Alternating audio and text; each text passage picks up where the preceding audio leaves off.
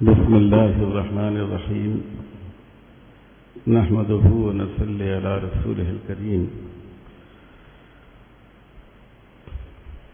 مخدوم مکرم حضرت مفتی صاحب دامت برکاتہم، حضرات علماء کرام اور عزیز طلباء، اس وقت ہمارا موضوع فقہ حنفی ہے۔ فقہ حنفی، اس کی خصوصیات اور اولیات۔ اس میں بڑا حصہ تو وہ ہوگا جس سے آپ عام طور پر واقف ہی ہیں، لیکن ہو سکتا ہے کہ طلباء کے لیے کچھ اس میں نئی باتیں مل جائیں، جیسے بمقابلہ دوسرے مذاہب فقہیہ کے احناف کے جو اجتہادات ہیں، ان کی جو آراء ہے، اس کا امتیازی پہلو کیا ہے، اور فقہی علوم میں اور تشریحات میں احناف کے اولیات کیا ہیں جن کو احناف نے شروع کیا ہے۔ تو اس لیے ہم نے اس موضوع کو 5 حصوں میں تقسیم کیا ہے۔ نمبر 1، فقہ حنفی کا ایک مختصر اجمالی تعارف۔ نمبر 2، فقہ حنفی کی عمومی خصوصیات جو احناف کے مجتہدات ہیں اس کی روشنی میں۔ نمبر 3، اصول فقہ اور اصول اجتہاد کے باب میں احناف کی کیا خصوصیات ہیں۔ نمبر 4، فقہائے احناف کی کیا اولیات ہیں، کن علوم کو فقہ کے میدان میں احناف نے اس کی بنیاد رکھی۔ نمبر 5، فقہ حنفی کے مراجع اور مصادر کیا ہیں۔ تو یہ 5 عنوانات ہیں۔ فقہ حنفی کا تعارف، اس فقہ کی عمومی خصوصیات، اصول فقہ میں اس کی خدمات، اس فقہ کی اور اس فقہ کے متبعین کی اولیات، اور فقہ حنفی کے مراجع اور مصادر۔ تو میں اپنی بات امام شافعی رحمۃ اللہ علیہ کے قول سے شروع کروں گا۔ الناس کلہم عیال علی ابی حنیفۃ فی الفقہ، کہ امام ابو حنیفہ رحمۃ اللہ علیہ کا فقہ میں اتنا اونچا مقام ہے کہ امام شافعی جیسے محدث، فقیہ، ادیب اور قرآن کے رمز شناس حضرت امام شافعی رحمۃ اللہ علیہ نے امام صاحب کے بارے میں یہ جملہ فرمایا ہے۔ اس میں امام ابو حنیفہ رحمۃ اللہ علیہ کی عظمت کا اعتراف بھی ہے،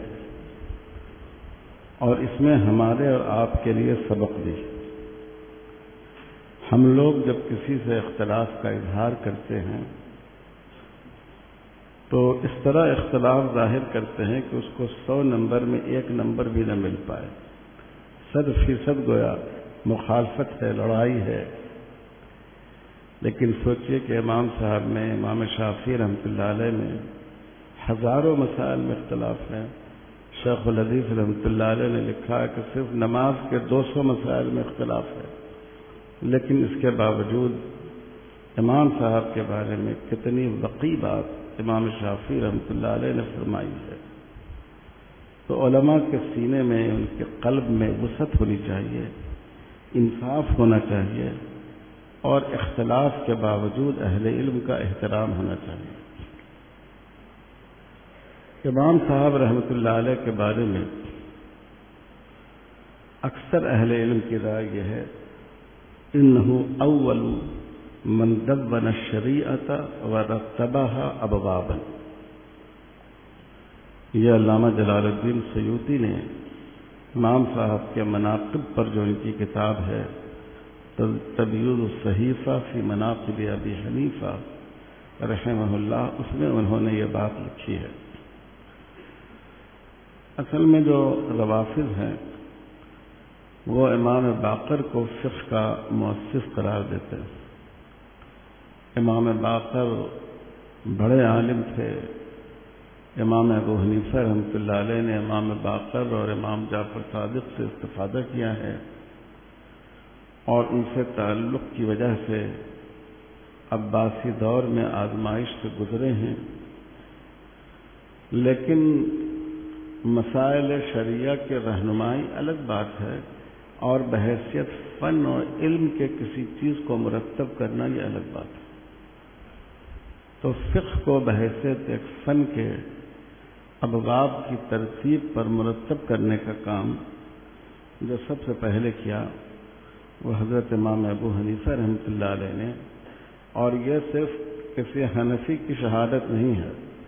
آپ جانتے ہیں کہ فقہی دلائل کے میدان میں، بحث کے میدان میں احناف اور شوافع ایک دوسرے کے سب سے بڑے رقیب سمجھے جاتے ہیں۔ اس کے باوجود علامہ سیوطی شافعی رحمۃ اللہ علیہ جیسے عالم کی یہ بات ہے۔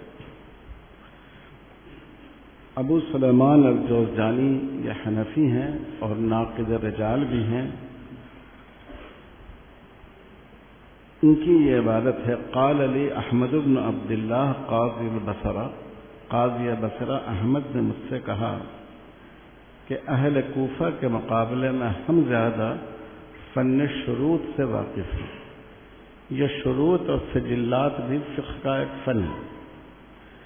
اس کا ترجمہ آپ کر سکتے ہیں دستاویزات، جیسے بیع نامہ ہے، طلاق نامہ ہے، نکاح نامہ ہے، کرایہ نامہ ہے۔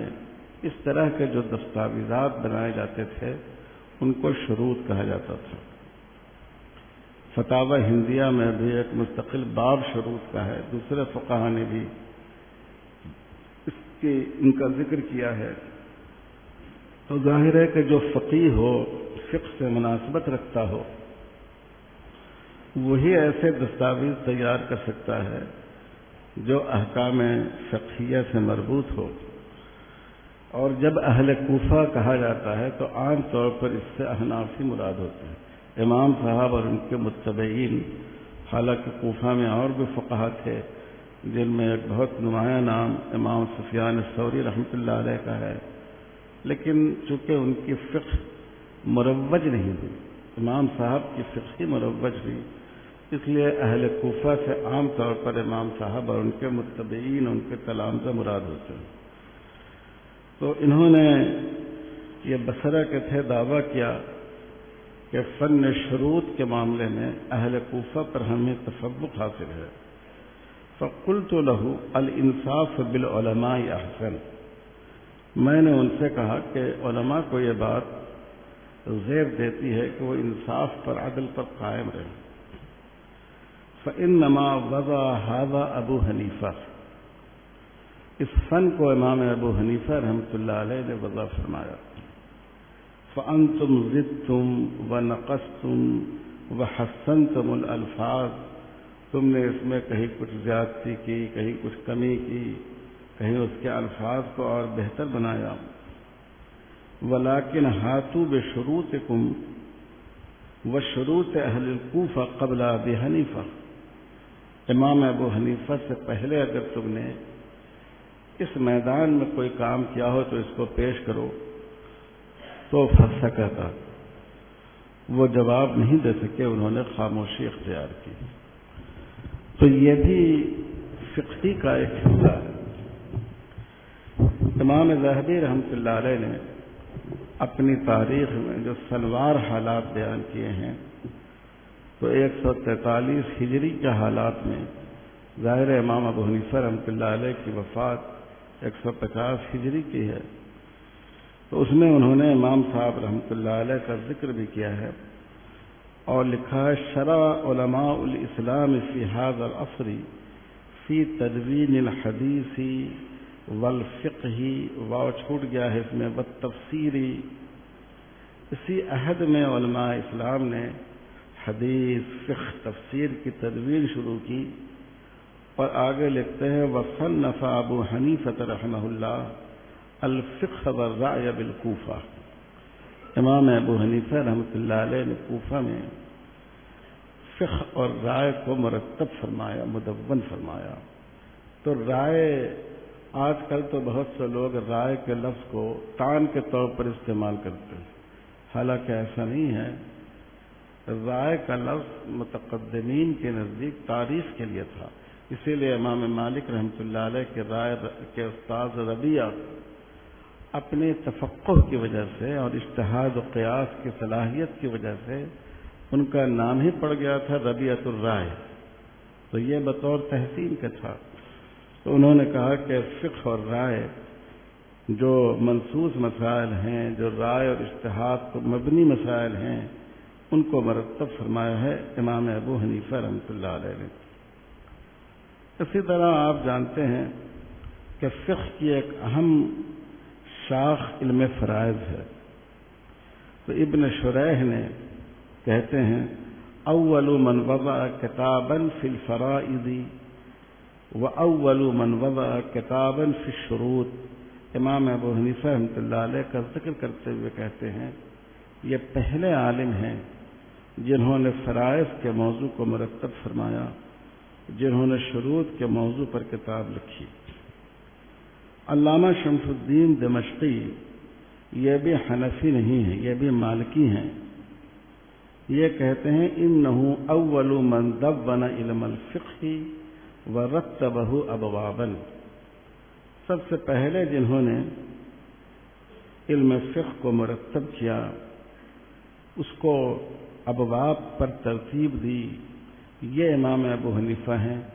امام ابو حنیفہ پر اس میدان میں کسی نے سبقت نہیں کی۔ ان تفصیلات سے آپ کو اندازہ ہوگا کہ حضرت امام شافعی رحمۃ اللہ علیہ نے جو فرمایا کہ الناس فی الفقہ عیال علی ابی حنیفہ، کہ تمام لوگ فقہ میں امام ابو حنیفہ رحمۃ اللہ علیہ کے محتاج ہیں، وہ اس معنی کر بھی درست ہے کہ اس کی علمی اور فنی تدوین و ترتیب کا کام سب سے پہلے امام صاحب رحمۃ اللہ علیہ نے انجام دیا ہے۔ اسی میں دوسرا عنوان ہے اثر الفقہ الحنفی علی المذاہب الاخری، فقہ حنفی کا اثر اہل سنت والجماعت کے بقیہ تینوں مکاتب فقہ پر پڑا ہے۔ جہاں تک امام شافعی رحمۃ اللہ علیہ کی بات ہے تو آپ کو معلوم ہوگا کہ یہ امام محمد رحمۃ اللہ علیہ کے بارے میں فرماتے تھے امن الناس علی فی الفقہ محمد بن حسن الشیبانی رحمہ اللہ، لوگوں میں سب سے زیادہ مجھ پر فقہ میں احسان امام محمد بن حسن شیبانی رحمۃ اللہ علیہ کا ہے۔ امام شافعی کی ایک بات قابل ذکر ہے، چونکہ امام شافعی بہت ذہین اور بہت ذکی عالم تھے، اور کسی مسئلے پر مباحثہ بھی کیا فرمایا کرتے تھے۔ وہ فرماتے ہیں کہ میں نے جب بھی کسی عالم سے بحث کی تو میں نے دیکھا کہ اس کے چہرے کے رنگ میں ضرور تغیر آیا، کچھ نہ کچھ اس کے اندر ضرور تغیر پیدا ہوا۔ اکثر و بیشتر جب آدمی کوئی سوال کرتا ہے اور خاص کر اس سوال میں صرف معلومات کا حصول مقصود نہیں ہو بلکہ دوسرے کی رائے پر تنقید مقصود ہو، کہیں نہ کہیں کچھ ناگواری اس میں پیدا ہو جاتی ہے۔ لیکن فرماتے ہیں الا محمد بن حسن، سوائے امام محمد رحمۃ اللہ علیہ کے، کہ میں ان پر تنقید کرتا اور وہ مسکراتے رہتے، ان کے چہرے پر اس کا کوئی اثر مرتب نہیں ہوتا۔ بعض دفعہ ایسا بھی ہوتا کہ وہ علماء عراق کی رائے پیش کرتے اور میں ان کے احترام میں کچھ نہیں بولتا، چونکہ امام مالک رحمۃ اللہ علیہ کے شاگرد پہلے امام شافعی رحمۃ اللہ علیہ رہے، پھر امام محمد کی خدمت میں تشریف لے گئے، تو کہتے ہیں کہ بعض دفعہ میں احترام میں بولنا نہیں چاہتا تھا، لیکن امام محمد کی وسیع القلبی کا حال یہ تھا کہ وہ خود مجھ سے فرماتے کہ تم اس میں فقہائے حجاز کے نقطہ نظر کو پیش کرو۔ تو یہ تعلق تھا امام شافعی رحمۃ اللہ علیہ کا امام محمد سے. اسی لیے یہ بات صرف حنفی احنافی نہیں کہتے ہیں، یہ بات بہت سے اہل علم نے کہی ہے کہ امام شافعی رحمۃ اللہ علیہ کی تصنیفات پر امام محمد کی کتابوں کا رنگ بہت زیادہ ہے. اگر آپ الجامع الکبیر چھپ چکی ہے، اگر آپ اس کو سامنے رکھیں اور امام شافعی رحمۃ اللہ علیہ کی کتاب الام کو سامنے رکھیں تو کتاب کی ترتیب یہاں تک کہ عنوانات، جیسے امام محمد کا ایک طریقہ ہے باب و اختلاف ابی حنیفہ والاوزاعی، باب و اختلاف الشافعی مع مالک، باب و اختلاف فلاں مع فلاں. اس انداز کو امام شافعی رحمۃ اللہ علیہ نے بھی کتاب الام میں بکثرت اختیار کیا. اسی طرح کچھ مصطلحات ہیں جن کو امام محمد نے اپنی کتابوں میں استعمال کیا، جیسے عام اصطلاح سے ہٹ کر جو ہمارے ہاں احکام تکلیفیہ ہیں، یہ فرض ہے، یہ واجب ہے، یہ مستحب ہے، اس سے ہٹ کر بعض مصطلحات امام محمد رحمۃ اللہ علیہ کی کتابوں میں استعمال ہوئی ہیں، جیسے لا خیر فیہ، لا باس بہ، لا یجوز. تو امام شافعی رحمۃ اللہ علیہ نے بھی ان اصطلاحات کو اپنی کتاب میں استعمال کیا ہے. آپ کو معلوم ہونا چاہیے کہ حضرت امام شافعی رحمۃ اللہ علیہ پر فقہی اعتبار سے 3 ادوار گزرے ہیں. پہلا دور تو ان کا وہ دور تھا جب وہ حجاز میں رہے. پہلے تو مکے میں امام شافعی رحمۃ اللہ علیہ نے حضرت عبداللہ ابن عباس رضی اللہ تعالی عنہ کے تلامذہ کا جو سلسلہ تھا ان سے استفادہ کیا. اسی لیے فقہ شافعی پر حضرت عبداللہ ابن عباس کے فتاوی کا کافی اثر. پھر جب امام شافعی امام مالک رحمۃ اللہ علیہ کی خدمت میں پہنچے تو امام مالک سے بھرپور استفادہ کیا، اور امام مالک رحمۃ اللہ علیہ کے ہاں سوال و جواب کی اجازت نہیں تھی، تو اس لیے بہت ہی ادب کے ساتھ امام شافعی نے استفادہ کیا. اور علم حدیث میں امام شافعی بہت ممنون احسان ہیں امام مالک کے، اور موطا امام مالک کو حدیث کی سب سے اہم اور معتبر کتاب قرار دیتے ہیں. اس زمانے میں ظاہر ہے کہ بخاری اور مسلم لکھی نہیں گئی تھی. یہ امام شافعی کا پہلا دور تھا جب آپ حجاز میں رہے. دوسرا دور آپ کا وہ تھا جب امام شافعی رحمۃ اللہ علیہ عراق گئے، کوفہ گئے. کوفہ بھی 2 بار گئے ہیں امام شافعی. اس دور میں امام محمد سے آپ کو تلمذ حاصل ہوا، اور بہت سے مسائل میں وہ علماء کوفہ کی رائے سے، احناف کی رائے سے متاثر ہوئے. اور پھر اس کے بعد امام شافعی رحمۃ اللہ علیہ مصر تشریف لے گئے. امام شافعی کی خصوصیت یہ ہے کہ اس زمانے کے جتنے علمی مراکز تھے سب سے انہوں نے استفادہ کیا. مصر میں لیث بن سعد کے شاگردوں سے استفادہ کیا، شام میں امام اوزاعی کے شاگردوں سے استفادہ کیا، عراق میں کوفہ میں امام ابو حنیفہ رحمۃ اللہ علیہ کے شاگردوں سے انہوں نے استفادہ کیا.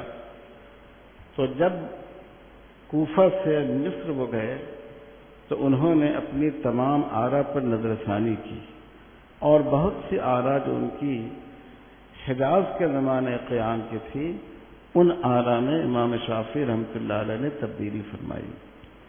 یہ اصل میں نتیجہ تھا امام محمد رحمۃ اللہ علیہ سے تلمذ اور استفادہ کے اثر کا.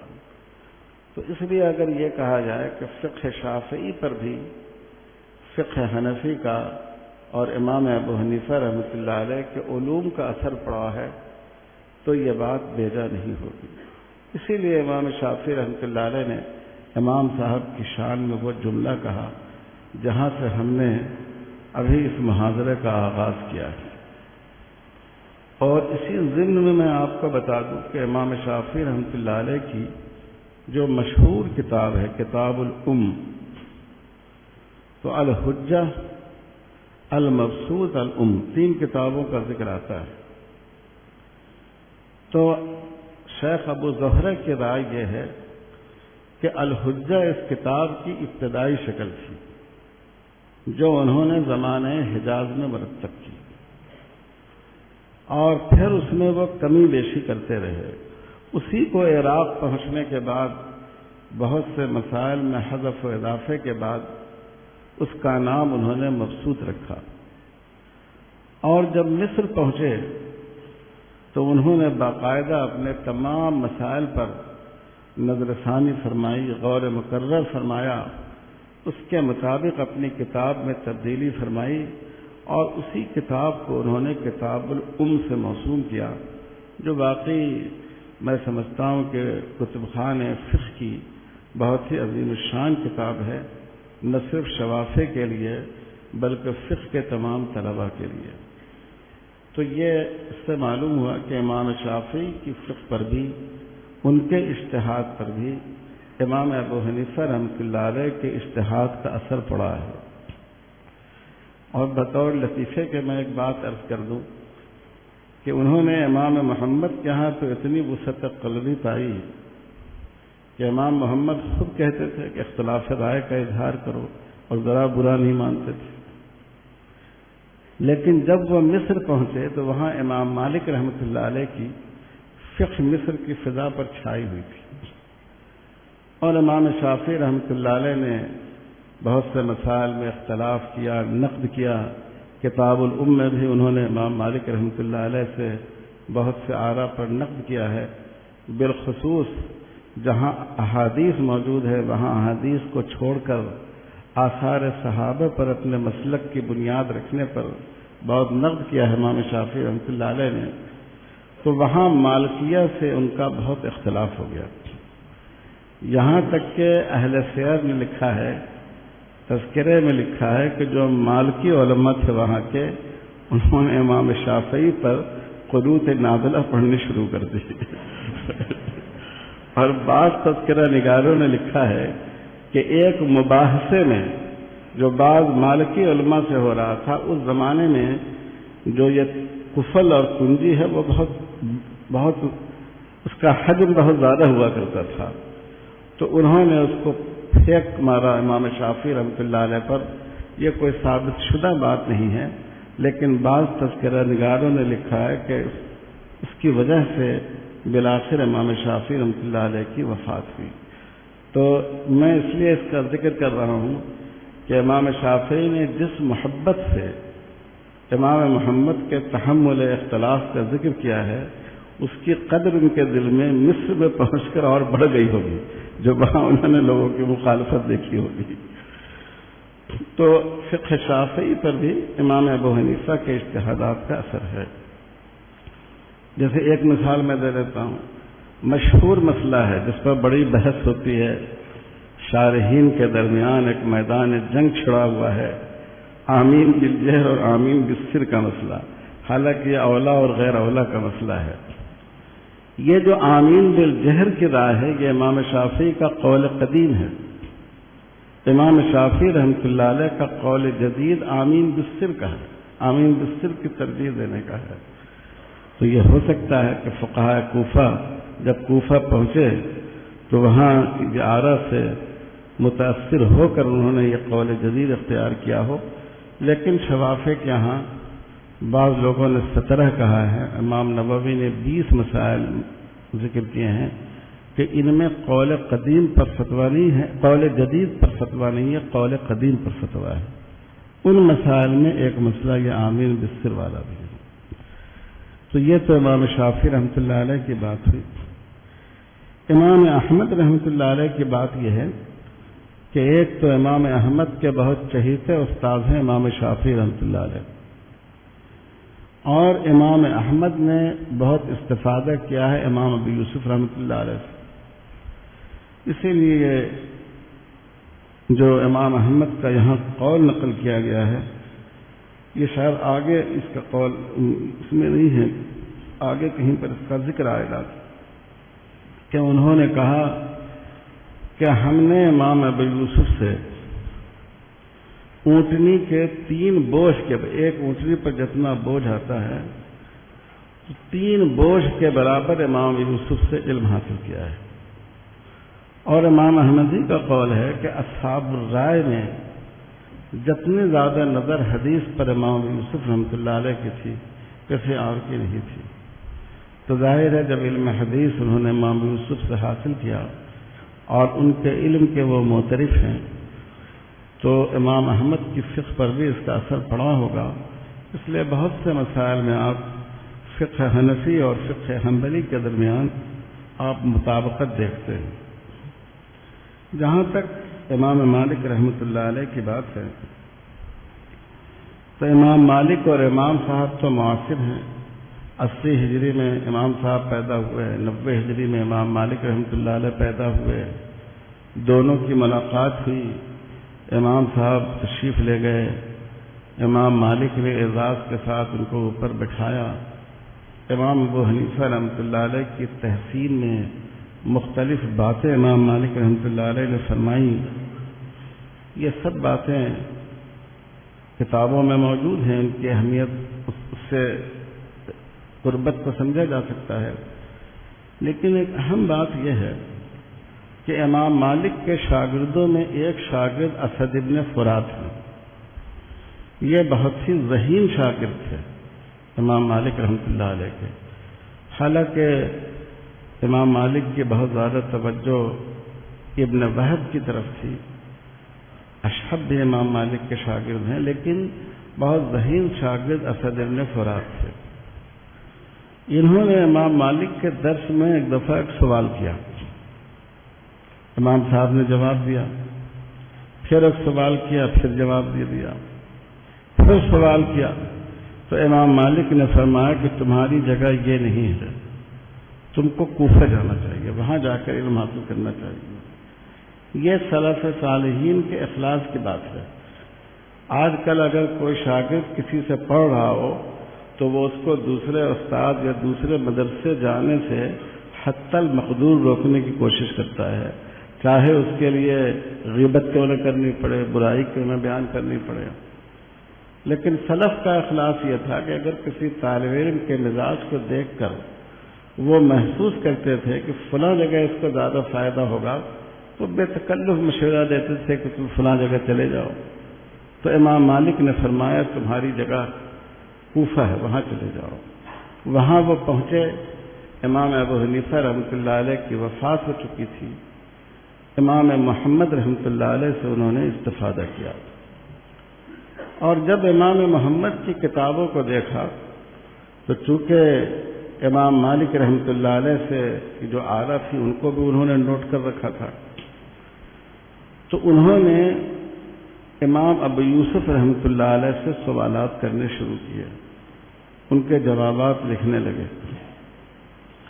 اس طرح امام مالک کی فقہ کو انہوں نے امام محمد رحمۃ اللہ علیہ کے استنباطات کی روشنی میں مرتب کیا۔ انہوں نے دیکھا کہ امام محمد کے یہاں کیا کیا سوالات اٹھائے جاتے ہیں، کن کن مسائل پر گفتگو کی جا رہی ہے، ان میں امام مالک کی رائے کو انہوں نے تلاش کیا۔ تو اب اس رائے کے پھر واپس آئے مدینے کہ جن مسائل میں امام مالک کی رائے براہ راست معلوم نہیں ہے اس کو بھی معلوم کر لیں۔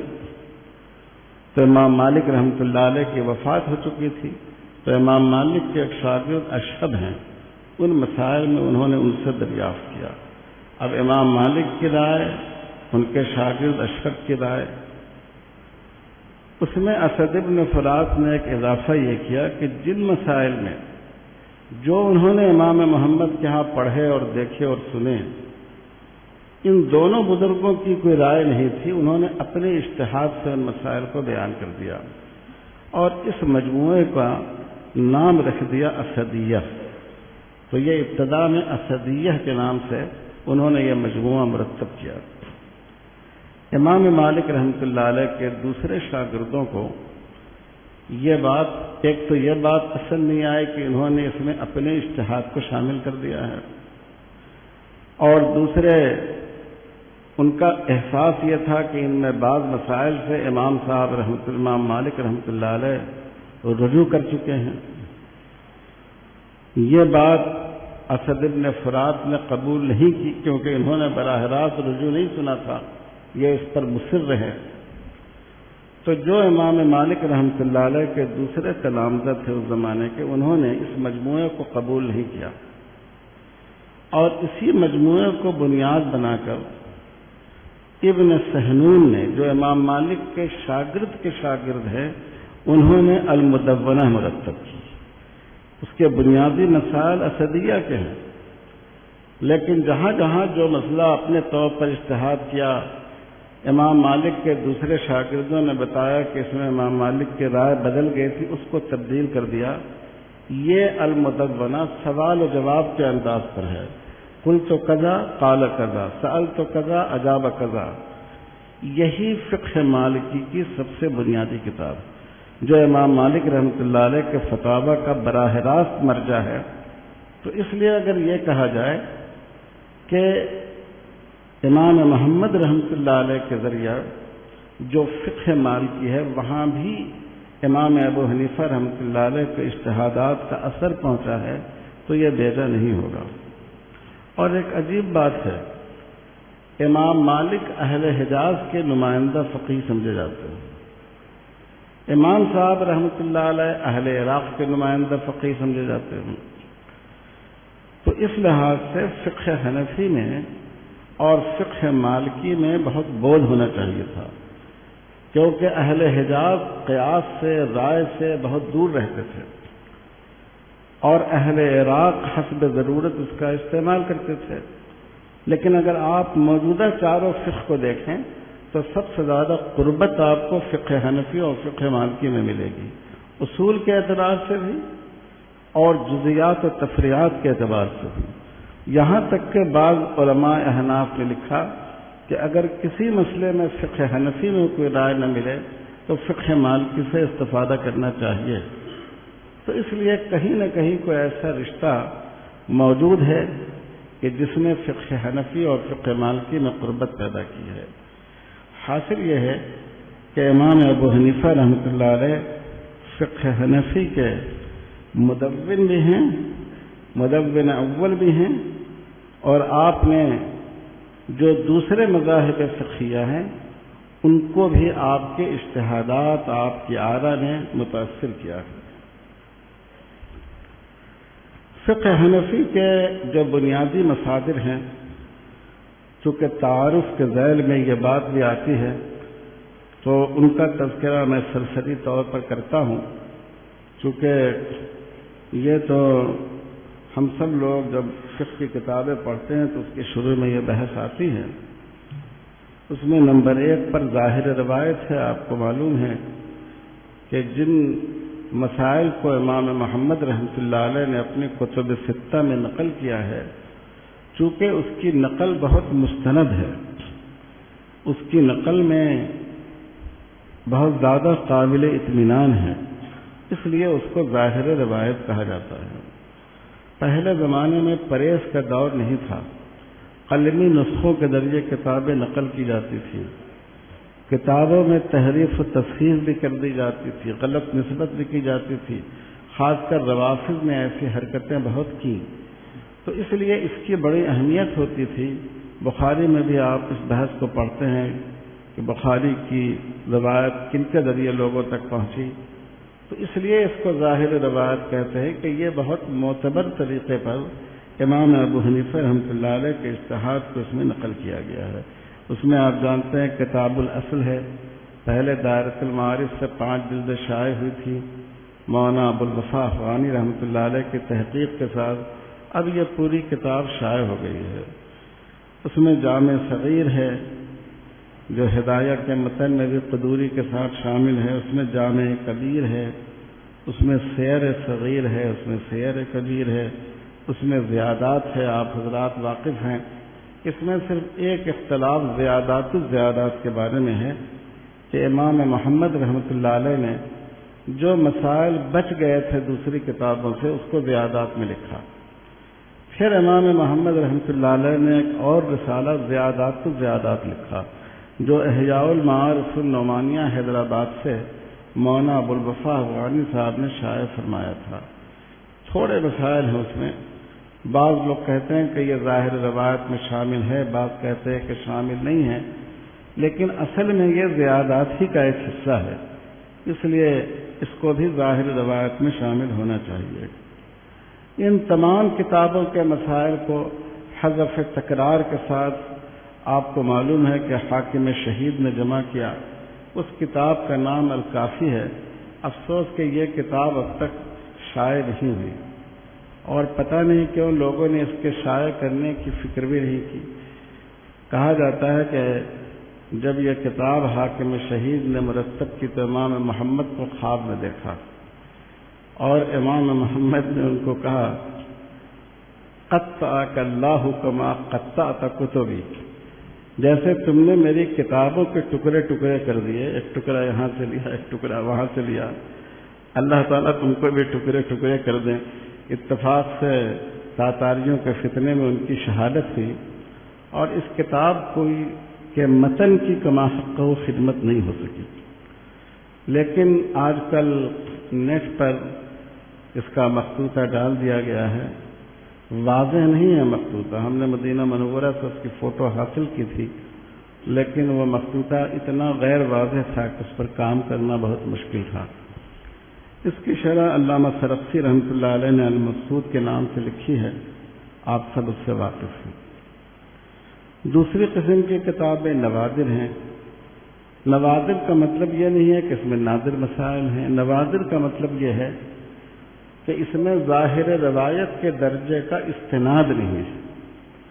اس لیے اگر ظاہر روایت اور نوادر کی روایت میں ٹکراؤ ہو، تعارض ہو، تو ظاہر روایت کو ترجیح ہوگی، وہ زیادہ مستند طور پر ثابت ہے۔ اس میں یہ تمام کتابیں ہیں۔ ہارونیات، چونکہ ہارون رشید کے دور میں امام محمد نے اس کو املا کرایا تو اس لیے ہارونیات کہلائی۔ کیسانیات، جو آپ کے شاگرد شعیب ابن سلیمان کیسانی نے روایت کیا۔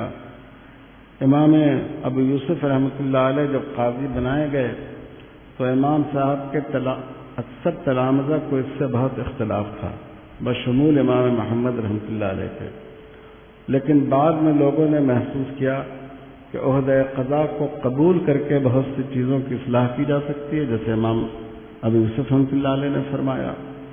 تو اسی زمانے میں یہ جو مقام تھا، یہ رقہ، وہاں کا عہدہ قضا امام محمد رحمۃ اللہ علیہ نے قبول کیا۔ وہاں جو فیصلے انہوں نے کیے وہ رقیات کہلاتے ہیں۔ حسن ابن زیاد کی کتاب کتاب المجرد، امام ابو یوسف کی کتاب کتاب الامالی، فقہ میں غالباً یہ واحد کتاب ہے ان کی، اور دوسری کتاب کتاب الخراج جو بڑی مشہور اور تاریخی کتاب ہے، اور جس کو مستشرقین نے بھی اس کتاب کا ترجمہ کیا ہے اور اس کتاب کی تعریف کی ہے۔ اور تیسری قسم کی کتابیں آپ جانتے ہیں، فتاوی اور واقعات، صاحب مذہب اور ان کے اصحاب نے جن مسائل میں اجتہاد نہ کیا ہو اور بعد کے لوگوں نے اجتہاد کیا ہو، وہ سب فتاوی و واقعات ہے، جس میں علامہ سمرقندی کی کتاب النوازل شائع ہو چکی ہے، علامہ ناطفی کی ایک مجموع نوازل ماضی قریب میں شائع ہوئی ہے، صدر شہید کے واقعات، یہ سب اس میں ہیں۔ یہ آگے میں اس بات پر آتا ہوں کہ فقہ حنفی پر اس مقام کا کیا اثر پڑا ہے، کوفہ کا کیا اثر پڑا ہے۔ جتنے فقہا ہیں ان پر جس مقام میں وہاں ان کی تربیت ہوئی اور انہوں نے احکام میں اجتہاد کیا، وہاں کے ماحول، وہاں کے حالات، وہاں کے اساتذہ کا اثر پڑا ہے۔ سب سے واضح مثال اس کی امام مالک رحمۃ اللہ علیہ کہ موطا امام مالک میں جو روایتیں ہیں مدنی صحابہ سے ہیں، اور غالباً مجھے یاد آتا ہے کہ 8 راویوں کو چھوڑ کر موطا کے جتنے روات ہیں یہ سب مدنی روات ہیں۔ جب ہارون رشید مدینہ آئے تو انہوں نے امام مالک سے شکوہ کیا، عباسی تھے، کہ آپ نے اپنی کتاب میں حضرت عبداللہ ابن عباس اور حضرت علی ابن ابی طالب، یعنی بنو ہاشم جو صحابہ تھے، ان کی روایات آپ نے نہیں لی ہیں، تو امام مالک نے یہی عذر کیا کہ میں مدینے میں رہا اور مدینے کے اساتذہ سے ہم نے استفادہ کیا، ان صحابہ کے علوم ہم تک مستند ذریعے سے نہیں پہنچ پائے، اس لیے ہماری کتاب میں ان کی روایتیں نہیں ہیں۔ اور ایک اہم بات یہ تھی اس زمانے میں کہ چونکہ اس زمانے میں وضع حدیث کا کام، وضع کا کام جو فرق باطلہ تھے، جن میں خاص طور پر شیعہ اور ناصبیہ تھے، یہ بہت سی روایتیں گھڑتے تھے، صحابہ کی طرف منسوب کرتے تھے، فقہا کی طرف منسوب کر دیتے تھے، تو اس لیے لوگ اپنے استاد کا انتخاب کرنے میں بڑی احتیاط برتتے تھے، بالواسطہ روایتوں کو جلدی قبول نہیں کرتے تھے۔ تو اس لیے امام مالک رحمۃ اللہ علیہ کی فقہ پر حضرت عمر و حضرت عبداللہ بن عمر رضی اللہ تعالیٰ عنہ کے فتاوی کو سب سے زیادہ امام مالک نے قبول کیا ہے۔ موسوعۃ فقہ عمر بن الخطاب، موسوعۃ فقہ عبداللہ بن عمر چھپ چکی ہے۔ اگر آپ مالکیہ کی آراء کو دیکھیں اور ان دونوں صحابہ کے فتاوی کو دیکھیں، بہت کم آپ ان دونوں میں فرق محسوس کریں گے۔ شاہ ولی اللہ صاحب رحمۃ اللہ علیہ نے بھی اس کا ذکر فرمایا ہے۔ اسی طرح امام شافعی رحمۃ اللہ علیہ ویسے بھی مطلبی تھے، ہاشمی تھے، بنو ہاشم سے تعلق رکھتے تھے، اور مکے میں ان کی نشو و نما ہوئی، علمی پرداخت بھی ان کی مکے میں ہوئی شروع میں، اور مکے میں حضرت عبداللہ ابن عباس رضی اللہ تعالیٰ عنہ کے تلامذہ کا حلقہ درس جمع ہوا تھا، اسی لیے ان کے ہاں حضرت عبداللہ ابن عباس رضی اللہ تعالیٰ عنہ کے جو تلامذہ تھے ان کے علوم انہوں نے حاصل کیے، تو عبداللہ ابن عباس کے فتاوی میں اور امام شافعی رحمۃ اللہ علیہ کے فتاوی میں آپ بہت زیادہ قربت محسوس کریں گے۔ مثلا تشہد کو لے لیجیے، احناف نے تشہد لیا حضرت عبداللہ ابن مسعود کی روایت سے، مالکیہ نے لیا حضرت عمر رضی اللہ تعالیٰ عنہ کی روایت سے، شوافی نے لیا حضرت عبداللہ ابن عباس کی روایت سے۔ تو ہر فقیہ پر جس ماحول میں اس کی پرورش ہوتی ہے اس کا لامحالہ اس پر اثر پڑتا ہے۔ تو اسی طرح حضرت امام ابو حنیفہ رحمۃ اللہ علیہ کی فقہ پر اثر پڑا علماء کوفہ کا۔ بہت سے لوگ یہ کہتے ہیں کہ صاحب علم کا مرکز تو حرمین تھا، مکہ تھا، مدینہ تھا، کوفہ تو علوم اسلامی کا صحابہ کا مرکز تھا نہیں، یہاں کی فقہ کیسے ان فقہا کی آراء کے مقابلے میں ہو سکتی ہے جنہوں نے حجاز میں پرورش پائی، وہاں کسب فیض کیا، وہاں اجتہاد کیا؟ لیکن ایسا نہیں ہے۔ صحابہ حضور صلی اللہ علیہ وسلم کی وفات کے بعد دعوت کے لیے، اسلام کی تشریح و تعلیم کے لیے پوری دنیا میں پھیل گئے۔ کوفہ کا مقام اتنا اونچا تھا کہ آپ یوں سمجھیں کہ علامہ ابن قیم رحمۃ اللہ علیہ نے نقل کیا ہے مسروق سے کہ تمام صحابہ کے علوم 8 صحابہ میں جمع ہو گئے تھے۔ کتنے صحابہ میں؟ 8 صحابہ میں۔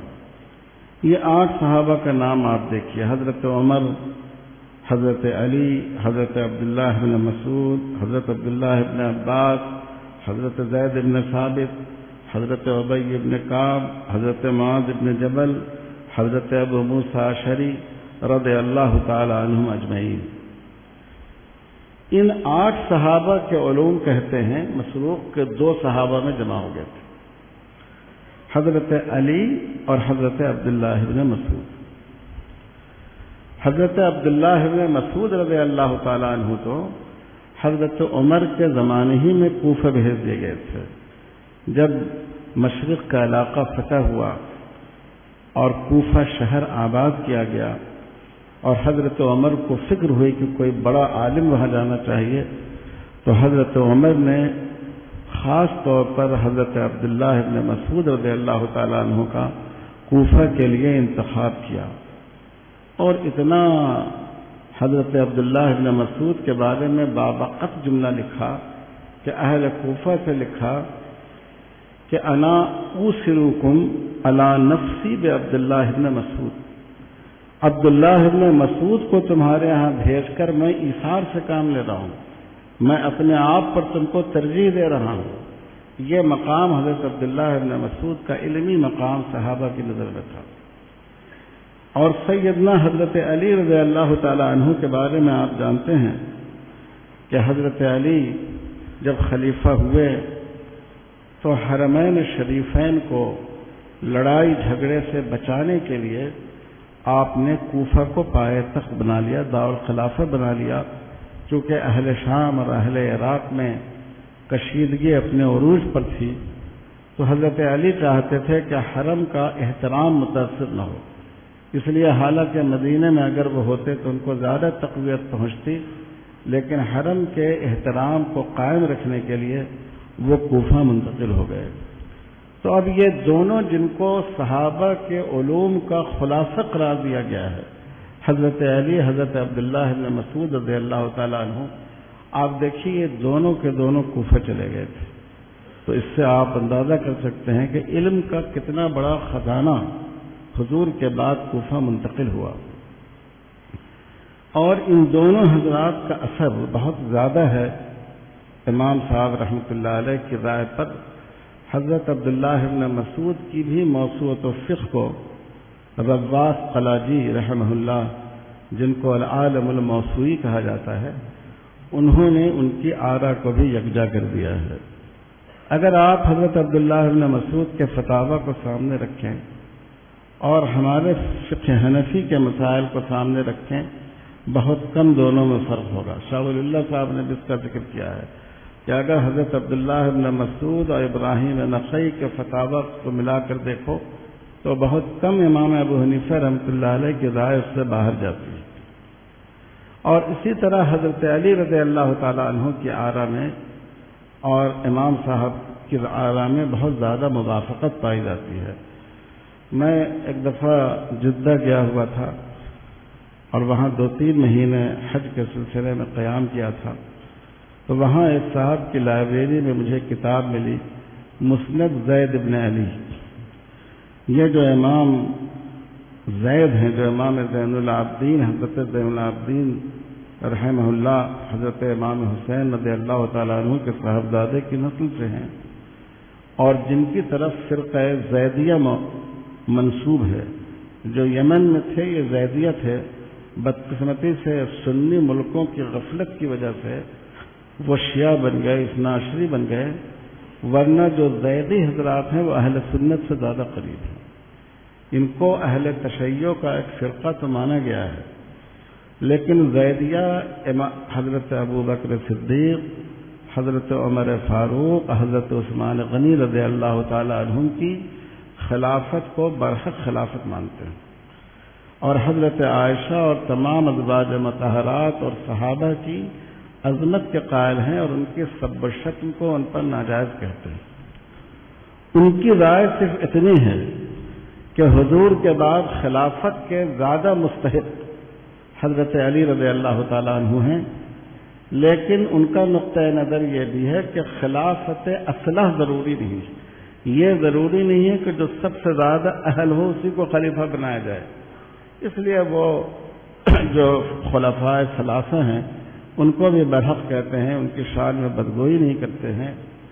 ان سے یہ فقہی سلسلہ چلا جس کو مذہب زیدی کہتے ہیں، اسی مذہب سے تعلق تھا علامہ شوکانی رحمۃ اللہ علیہ کا، بعد میں وہ اس سے طائب ہوئے اور ان کا رجحان سلفیت کی طرف ہو گیا، غالی سلفیت نہیں لیکن ترک تقلید کی طرف ان کا رجحان ہو گیا۔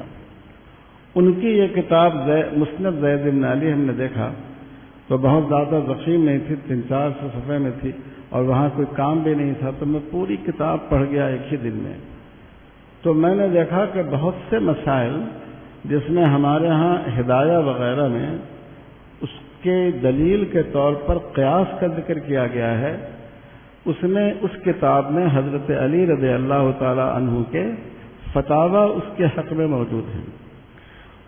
تو یعنی میں یہ بتانے کے لیے عرض کر رہا ہوں کہ حضرت علی رضی اللہ تعالی عنہ کے جو اجتہادات تھے، جو ان کے فتاویٰ تھے، ان سے بہت کثرت سے فقہ حنفی میں استفادہ کیا گیا ہے۔ یہ دونوں شخصیتیں حضرت علی، حضرت عبداللہ بن مسعود رضی اللہ تعالیٰ عنہ، جو خلاصہ ہیں صحابہ کے دور کا، یہ امام ابو حنیفہ فقہ حنفی کی ترتیب میں یہ دونوں جمع ہیں۔ اور کوفہ کا حال یہ تھا کہ علامہ شبلی رحمانی رحمۃ اللہ نے لکھا ہے کہ 80 صحابہ تو اس میں وہ کوفہ چلے گئے تھے جو بیعت رضوان میں شامل تھے، اور بدری صحابہ کی تعداد مجھے ابھی یاد نہیں ہے، کہ ایک اچھی خاصی تعداد بدری صحابہ کی جو حضور کی وفات کے بعد حضرت علی رضی اللہ تعالیٰ عنہ کی خلافت کے وقت میں زندہ رہے، وہ بھی منتقل ہو گئے تھے کوفہ، کیونکہ آپ کو معلوم ہے کہ اکابر صحابہ کا جھکاؤ زیادہ تر حضرت علی رضی اللہ تعالیٰ عنہ کی طرف تھا۔ تو جب آپ کوفہ منتقل ہوئے تو بہت سے صحابہ آپ کے ساتھ کوفہ منتقل ہو گئے تھے، تو اس لیے یہ سمجھنا کہ کوفہ تو حرم سے دور تھا، حرمین شریفین سے، محبت وحی سے دور تھا، اس کی کیا اہمیت ہے، یہ صحیح نہیں ہے۔ کوفہ پہلا اسلامی شہر ہے۔ انشاءاللہ کل کے محاضرے میں شاید میں اس پر آپ سے گفتگو بھی کروں کہ جو مرتب ہوا، جو حضرت عمر کے دور میں یہ پہلا شہر بنایا گیا، اسلامی تاریخ کا پہلا شہر کوفہ، اور اس کے بعد بصرہ یہ آباد کیا گیا، اس کا پورا ماسٹر پلان بنایا گیا، وہاں صحابہ کی بڑی تعداد پہنچی اور فقہائے صحابہ کی بڑی تعداد پہنچی، اس لیے فقہ میں اور اجتہاد میں اس شہر کا بھی بڑا پایہ ہے۔ کوفہ کے کچھ خصوصی حالات ہیں اور ان حالات کا فقہ حنفی پر اثر پڑا ہے۔ ایک بات تو یہ ہے کہ کوفہ دو تہذیبوں کا سنگم تھا، ایک عرب تہذیب اور ایک ایرانی تہذیب، دونوں تہذیبیں بالکل الگ تھیں۔ عرب کی تہذیب، جیسا کہ میں آگے کہوں گا، سیدھی سادی تہذیب تھی۔ آپ جانتے ہیں ان کے ہاں کوئی تکلفات نہیں تھے۔ اب ہم لوگ حدیث میں پڑھتے ہیں کہ ایرانیوں کے ہاں چوکیوں پر کھانے کا رواج تھا، اسی پس منظر میں حدیث میں اس کا ذکر آیا، چمچوں اور کانٹوں کا استعمال ہوا کرتا تھا۔ عرب بالکل سادہ تھے، ایک ہی تشت میں، ایک ہی پیالے میں سب مل کر کھا لیا کرتے تھے، دسترخوان، چمڑے کا دسترخوان بچھاتے تھے، اسی پر بیٹھ جاتے تھے۔ ان کے ہاں چمچوں سے اور کانٹوں سے کھانے کا تصور نہیں تھا۔ یہ صرف دو عمل نہیں ہے، یہ صرف دو تہذیبوں کے اثرات ہیں۔ تو یہ دو تہذیبوں کا جہاں سنگم ہوتا ہے وہاں مسائل شرعیہ زیادہ پیدا ہوتے ہیں۔ ایک خالص مسلم ملک ہو، بہت سے مسائل وہاں پیدا نہیں ہوں گے، لیکن جہاں کئی مذہب کے لوگ آباد ہوں، جیسے ہم لوگ ہندوستان میں ہیں، یہاں مسائل زیادہ پیدا ہوں گے۔ اور اگر دو ایسی قومیں ہوں جو تہذیب میں ایک دوسرے سے بالکل مختلف ہوں، جیسے مغرب میں بہت سے مسلمان جو آباد ہوئے مسلم ملکوں سے یا بر صغیر سے جا کر، اور وہاں انگریزوں کی تہذیب، تو یہ دو بالکل مختلف تہذیبیں ہیں، تو ایسی جگہوں میں زیادہ مسائل پیدا ہوتے ہیں۔ تو جو کوفہ شہر تھا یہ دو تہذیبوں کا چونکہ سنگم تھا، اس لیے وہاں بہت سے ایسے مسائل پیدا ہوتے تھے جو حجاز میں پیدا نہیں ہوتے تھے، اور اس کے لیے ان کو بمقابلہ اہل حجاز کے قیاس و اجتہاد کی زیادہ ضرورت پڑتی تھی۔ ان کو زیادہ قیاس سے کام لینا پڑتا تھا ان مسائل کو حل کرنے کے لیے۔ دوسری بات یہ تھی کہ کوفہ کا جو مزاج تھا، چونکہ وہ علاقہ اصل میں ایران کا حصہ تھا، تو وہاں اور ایرانیوں کا علم، ان کا تفلسف، ان کے فلاسفہ پہلے سے مشہور تھے۔ اسی لیے آپ دیکھتے ہیں کہ جتنے اسلامی علوم ہیں عہد صحابہ کے بعد جو ان کو فروغ حاصل ہوا وہ ایرانی نژاد علماء کے ذریعے ہوا۔ سب سے بڑے فقیہ امام ابو حنیفہ ایرانی النسل، سب سے بڑے محدث امام بخاری ایرانی النسل، سب سے بڑے امام تصوف خواجہ حسن بصری ایرانی النسل، فن نحو، فن صرف، بلاغت، سارے فنون کو جو وجود بخشا اور جس کو ایک فنی شکل میں مرتب کیا وہ ایرانی حضرات نے، کیونکہ اللہ تعالیٰ نے ان میں غیر معمولی ذہانت عطا فرمائی تھی، اور اسلام قبول کرنے کے بعد انہوں نے بہت جوش و خروش کے ساتھ، عرب جو ہیں وہ تو حکومتوں کی لڑائیوں میں رہ گئے، لیکن یہ جو ایرانی نژاد مسلمان علماء تھے انہوں نے علوم اسلامی کی بڑی خدمت کی. تو ان کے یہاں علمی تکلفات، دقیق رسی، عقلی بحثیں یہ بمقابلہ عربوں کے زیادہ تھی. اور عربوں کے ہاں سادگی تھی، جیسے حضور صلی اللہ علیہ وسلم نے فرمایا نحن امۃ امیہ، ہم امی قوم ہیں، ہمیں لکھنا اور حساب کتاب ہم اس سے واقف نہیں ہیں. تو حضور صلی اللہ علیہ وسلم کا یہ جملہ عربوں کی جو تکلف سے خالی اور سادہ جو ان کا طرز فکر تھا اور طرز زندگی تھا اس کا غماز ہے. حضرت مولانا علی میاں صاحب رحمۃ اللہ علیہ ہم نے براہ راست تو نہیں دیکھا، لیکن مولانا سے سنا کہ عباسی دور میں ایک خلیفہ عباسی نے دورہ کیا ماوراء نہر کے علاقے کا، جو ایرانی علاقہ تھا اصل میں. تو طریقہ یہ تھا کہ جیسے آج کل گارڈ آف آنر پیش کیا جاتا ہے، توپ داغی جاتی ہے کسی حکمراں کی آمد پر، تو اس زمانے میں بھی توپ داغی جاتی تھی. تو جب خلیفہ پہنچے توپ نہیں داغی گئی. تو خلیفہ نے پوچھا وہاں کے گورنر سے، والی سے، کہ توپ کیوں نہیں داغی گئی؟ تو گورنر نے کہا کہ اس کے 9 وجوہ ہیں. پہلی وجہ یہ ہے کہ بارود نہیں تھا.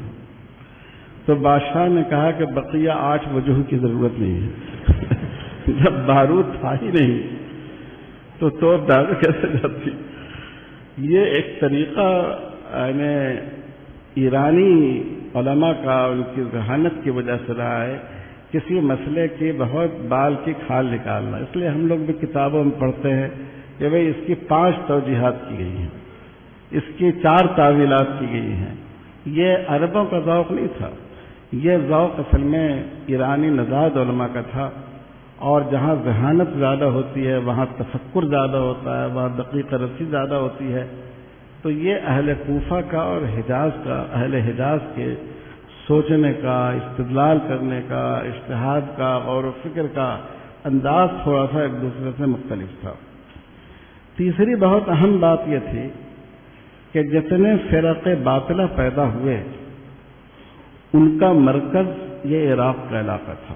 چاہے روافض ہوں جو صحابہ کو برا بھلا کہتے تھے، چاہے ناصبیہ ہوں جو اہل بیت کی شان میں گستاخی کرتے تھے، چاہے جتنے فرقے ہم لوگ پڑھتے ہیں، معتزلہ ہیں، قدریہ ہیں، جبریہ ہیں، اللہ تعالیٰ کی صفات کی بحث میں جنہوں نے اختلاف کیا، یہ سارے فرقے باطلہ پیدا ہوئے عراق میں.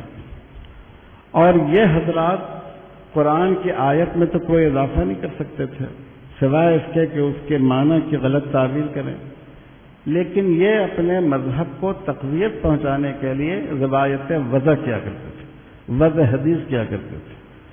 اسی لیے وضع حدیث پر جن علماء نے قلم اٹھایا ہے، ملا علی قاری نے، علامہ طاہر پٹنی نے، ان سب نے لکھا ہے کہ اس کے اسباب میں سے ایک سبب یہ بھی تھا کہ مختلف فرقے اپنے فرقے کو، اپنے نقطہ نظر کو تقویت پہنچانے کے لیے روایت وضع کیا کرتے تھے. تو کوفہ کے جو فقہاء ہیں وہ روایت کو قبول کرنے میں بمقابلہ فقہائے حجاز کے زیادہ احتیاط سے کام لیتے تھے. ان کو یہ خطرہ ہوتا تھا کہ کہیں ان فرق باطلہ نے علماء ربانیین اور صحابہ کرام کی طرف غلط روایت منسوب کر دی ہو. اس لیے وہ زیادہ چھان پھٹک کر روایت قبول کیا کرتے تھے بمقابلہ اہل حجاز کے. وہ صرف سند پر اکتفا نہیں کرتے تھے بلکہ متن پر بھی غور کرتے تھے کہ یہ متن واقعاتی پس منظر سے ہم آہنگ ہے یا نہیں، یہ متن جو دین کے عام اصول ہیں ان سے مطابقت رکھتے ہیں یا نہیں. کل کے ایک محاضرے میں انشاءاللہ ہم اس پر بات کریں گے. تو یہ صورتحال تھوڑی سی الگ تھی. اسی لیے فقہائے احناف کے ہاں اور اہل کوفہ کے ہاں آپ دیکھیں گے کہ روایتوں کے قبول کرنے میں زیادہ احتیاط برتی جاتی ہے. اب اخیر میں تعارف کے اخیر میں یہ فقہ حنفی کا شجرہ نسب ہے. آپ لوگوں نے پڑھا ہے، صرف میں عبارت پڑھ کر گزر جاتا ہوں. زرعہ ابن مسعود سقاہ القمہ حسدہ ابراہیم. حضرت عبداللہ بن مسعود کے شاگردوں میں القمہ اور اسود بھی نخعی تھے. یہ دونوں گویا سب سے زیادہ ممتاز شاگرد تھے. اور اس کے بعد ابراہیم نخعی، اور اس کے بعد امام حماد جو ہمارے امام صاحب رحمۃ اللہ علیہ کے محبوب استاد تھے، اور طحنہ ابو حنیفہ، اور عجنہ ابو یوسف، خبزہ محمد، اور یاکل منہ الناس. ہم سب لوگ اس روٹی کو کھا رہے ہیں. تو یہ تو مشہور بات ہے جو ہمارے ہاں مبادئ فقہ میں بیان کی جاتی ہے. فقہ حنفی کا جو ایک امتیازی پہلو ہے وہ اجتماعی اجتہاد کا ہے. رسول اللہ صلی اللہ علیہ وسلم سے انفرادی اجتہاد کی تلقین بھی ثابت ہے اور اجتماعی اجتہاد کی تلقین بھی. انشاءاللہ ایک محاضرہ اس موضوع پر ہے، اس میں یہ بحث تفصیل سے آئے گی. صحابہ میں حضرت عمر رضی اللہ تعالیٰ عنہ نے شورائی اجتہاد کیا. علامہ شبلی نے لکھا ہے کہ حضرت عمر کی 2 مجلس تھی، ایک انتظامی امور کے لیے، ایک شرعی امور کے لیے، غور و فکر کے لیے. پھر مدینہ کے فقہاء سبع کا نام آتا ہے. پھر امام ابو حنیفہ رحمۃ اللہ علیہ نے ائمہ اربعہ میں سے فقہ کی اجتماعی تدوین فرمائی. امام صاحب اس درجے کے فقیہ تھے کہ اگر وہ تنہا فقہ کی تدوین کر دیتے تو ان کو اس کا حق تھا، لیکن یہ ان کے اخلاص اور احتیاط کی بات تھی کہ انہوں نے اجتماعی اجتہاد کیا، اور کم و بیش 40 افراد ان کے ساتھ عمل اجتہاد میں شریک رہے. ایسا نہیں ہے کہ یہ 40 افراد شروع سے آخر تک رہے ہوں، کیونکہ اگر آپ عمروں کا تفاوت دیکھیں تو یہ بات قابل قبول نہیں ہو سکتی. لیکن مختلف لوگ جو آپ کے اجتہاد کے عمل میں آپ کے ساتھ مختلف ادوار میں شریک ہوتے رہے، بحیثیت مجموعی ان کی تعداد 40 تھی.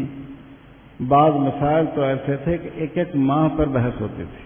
ابو بکر اعمش کہتے ہیں کہ ایک بار ہم لوگوں نے عصر کے بعد جامع کوفہ سے نعرے تکبیر کی آواز سنی تو اہل کوفہ نے کہا کہ وہ مسئلہ جس پر 1 مہینے سے بحث ہو رہی تھی، لگتا ہے کہ آج وہ مسئلہ فیصل ہو گیا ہے. اتنی یعنی وسعت تھی امام صاحب کے یہاں لوگوں کو بحث کا موقع دینے میں. امام ابو یوسف اس کو لکھا کرتے تھے، اور یہ بات تو عام ہے، اسد بن فرات نے نقل کیا ہے کہ بعض مسائل پر 3 دن گفتگو کی جاتی تھی، اور باضابطہ رجسٹر میں اس کا اندراج ہوتا تھا. اور ان مسائل کی تعداد مختلف ذکر کی گئی ہے. زیادہ سے زیادہ جو تعداد ذکر کی گئی ہے وہ 5 لاکھ کی ہے. 5 لاکھ کی تعداد بہت زیادہ معلوم ہوتی ہے، لیکن مثال کے طور پر وضو کے 4 ارکان ہیں، تو یہ ایک مسئلہ نہیں ہوا، یہ 4 مسئلہ ہو گیا. آپ سنتوں کو شمار کر لیجئے، آپ شرطوں کو شمار کر لیجئے، آپ طہارت کے نواقص کو شمار کر لیجئے، طہارت ہی میں آپ کو کتنی بڑی تعداد مل جائے گی. اس لیے یہ جو لوگ اعتراض کرتے ہیں کہ 50 لاکھ مسائل کیسے مستنبط ہوئے، 50 لاکھ مسائل، جیسے کہ امام بخاری رحمۃ اللہ علیہ فرماتے ہیں کہ ہمیں 6 لاکھ حدیثیں یاد تھی، ان میں سے 1 لاکھ حدیث کا ہم نے انتخاب کیا. تو منکرین حدیث کہتے ہیں کہ یہ بات کیا عقل میں آنے والی ہے، 1 لاکھ حدیث ہے. بھائی محدثین کے ہاں حدیث کی اب خاص اصطلاح ہے. ایک ہی متن اگر 10 صحابہ سے منقول ہے 10 حدیث ہو گئی. تو یہ ضروری نہیں ہے کہ ہر ایک کا الگ الگ متن ہو. تو اسی طرح 5 لاکھ کا مطلب یہ نہیں ہے کہ یہ 5 لاکھ بالکل الگ الگ مسائل ہیں. ایک ہی باب کی جو جزیات ہیں، ہر جزیہ اپنی جگہ ایک مسئلہ ہے. تو اس لیے اگر 5 لاکھ کی تعداد ہو اس میں کوئی تحیر کی بات نہیں ہے. اور اس میں 83,000 تک کہا جاتا ہے کہ عبادات کے مسائل ہیں. بعض تلامذہ کو امام صاحب رحمۃ اللہ علیہ فرماتے ہیں کہ اتنی اہمیت دیتے تھے امام صاحب عافیہ بن یزید کے بارے میں کہ جب تک وہ آ نہیں جاتے مسئلے کو لکھتے نہیں تھے. ان کی ذکاوت بہت مشہور تھی. اور کیسے کیسے لوگ تھے امام ابو یوسف رحمۃ اللہ علیہ جن سے کے بارے میں امام احمد نے کہا کہ ہم نے 3 تھیلے، بڑے تھیلے جو اونٹ پر چڑھائے جاتے تھے، اتنا علم حاصل کیا۔ اور امام محمد کے بارے میں امام شافعی نے فرمایا کہ ابصر الناس بالعربیہ، عربی زبان جو اجتہاد کے لیے بہت اہم ہے، کیونکہ اجتہاد کا ایک اہم کام دلالت کلام کو معلوم کرنا ہے، اور یہ عربی زبان سے متعلق ہے۔ تو کہتے ہیں کہ ان میں سب سے زیادہ صاحب بصیرت تھے۔ اور امام مزنی جو امام شافعی کے عزیز بھی ہیں، شاگرد بھی ہیں، امام ظفر رحمۃ اللہ علیہ کے بارے میں کہتے تھے کہ قوت قیاس میں ہم نے ان سے زیادہ فائق کسی آدمی کو نہیں دیکھا۔ ایسے پائے کہ بلند لوگ حضرت امام ابو حنیفہ رحمۃ اللہ علیہ کے تلامذہ میں شامل تھے۔ یہ فقہ حنفی کی تدوین کا مختصر سا تعارف ہے۔ خود امام صاحب نے کہ فقہ پر کن علماء کا اور کن صحابہ کا اثر پڑا، امام صاحب کے اجتہادات نے دوسرے مذاہب پر کیا اثر ڈالا، امام صاحب رحمۃ اللہ علیہ کی رائے کس طرح مستند طریقے پر نقل کی گئی، آپ نے انفرادی اجتہاد کس حد تک فرمایا اور اجتماعی اجتہاد سے کس طرح مسائل حل کیے، یہ فقہ حنفی کا مختصر سا تعارف ہے۔ بقیہ تعارف تو ہم اور آپ کتابوں میں پڑھتے ہی ہیں۔ دوسرا موضوع ہے فقہ حنفی کی عمومی خصوصیات۔ دیکھیے، مستشرقین جو ہیں اہل یورپ، وہ کہتے ہیں کہ آج کے دور میں اگر کہیں اسلامی خلافت و حکومت قائم ہو اور مسلمانوں کی کوئی فقہ اس ملک میں نافذ کی جائے، اس کو دستور و قانون کا درجہ دیا جائے، تو وہ فقہ حنفی ہوگی۔ یعنی فقہ حنفی انسانی ضرورتوں سے اور انسانی مزاج سے سب سے زیادہ ہم آہنگ ہے۔ تو اس پس منظر میں یہ موضوع میں آپ کے سامنے پیش کر رہا ہوں کہ فقہ حنفی کی کیا خصوصیات ہیں، جو یہ ایک اکثری چیز ہے، یہ کوئی کلی بات نہیں ہے کہ فلاں چیز احنافی کے ہاں زیادہ ہے۔ ہو سکتا ہے جو خصوصیات بیان کی جائیں، احناف کے بعض اجتہادات اس خصوصیت کے دائرے میں نہیں آتے ہوں، بعض دوسرے فقہا کے اجتہادات اس دائرے میں آ جاتے ہوں، لیکن یہ ایک استقرائی بات ہے کہ زیادہ تر یہ خصوصیات فقہ حنفی میں پائی جاتی ہے۔ اس میں ایک موضوع جو اس وقت بڑا اہم ہے، جس کو مغرب بہت قوت سے اٹھاتا ہے، حریت شخصیہ، انسان کی شخصی آزادی۔ ہمارے ملک کے دستور میں بھی شخصی آزادی کو بڑی اہمیت دی گئی ہے، فنڈامنٹل رائٹس میں، بنیادی حقوق میں اس کو شامل کیا گیا ہے، اقوام متحدہ کے چارٹر میں اس کو شامل کیا گیا ہے۔ رسول اللہ صلی اللہ علیہ وسلم کے خطبہ حجۃ الوداع میں جو بنیادی حقوق ہیں ان کا بہت واضح تذکرہ موجود ہے، لیکن اجتہادات میں احناف نے اس کو غالباً سب سے زیادہ برتا ہے۔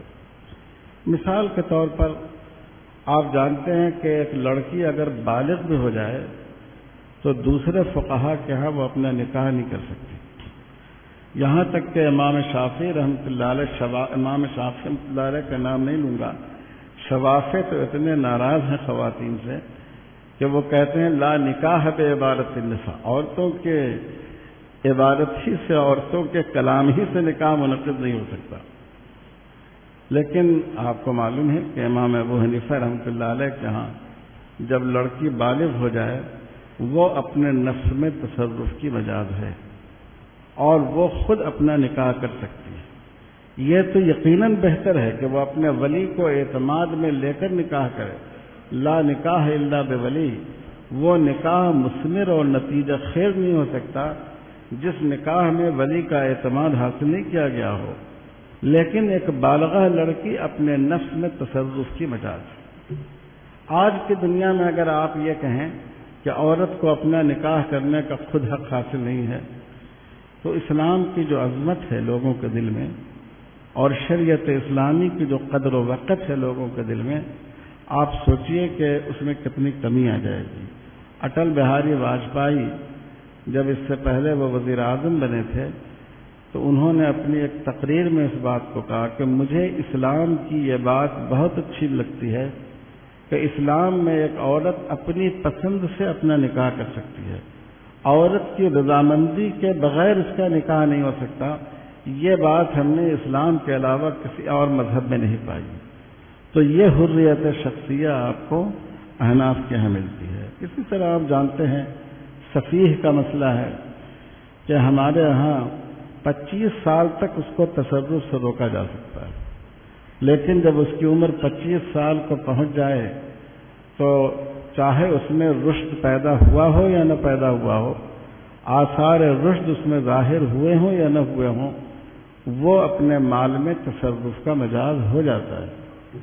اس کی جو شخصی آزادی ہے، فقہا نے اس کی ایک علتوں میں سے یہ بھی لکھا ہے کہ اس کو جمادات کے درجے میں کر دینا کہ وہ کوئی تصرف نہ کر سکے، یہ انسانی عظمت کے منافی ہے۔ اسی طرح جو مفلس ہیں، جن کو عدالت نے، کورٹ نے دیوالیہ قرار دے دیا ہو، تو دوسرے فقہا کے نزدیک وہ کوئی مالی تصرف نہیں کر سکتا ہے، کسی کو ہبہ نہیں کر سکتا، وصیت نہیں کر سکتا، بے نہیں کر سکتا کسی چیز کی، لیکن امام صاحب رحمۃ اللہ علیہ کے ہاں وہ بھی تصرف کرنے کا حق رکھتا ہے۔ اگر وہ تصرف کرے تو اس کا تصرف نافذ ہو جائے گا۔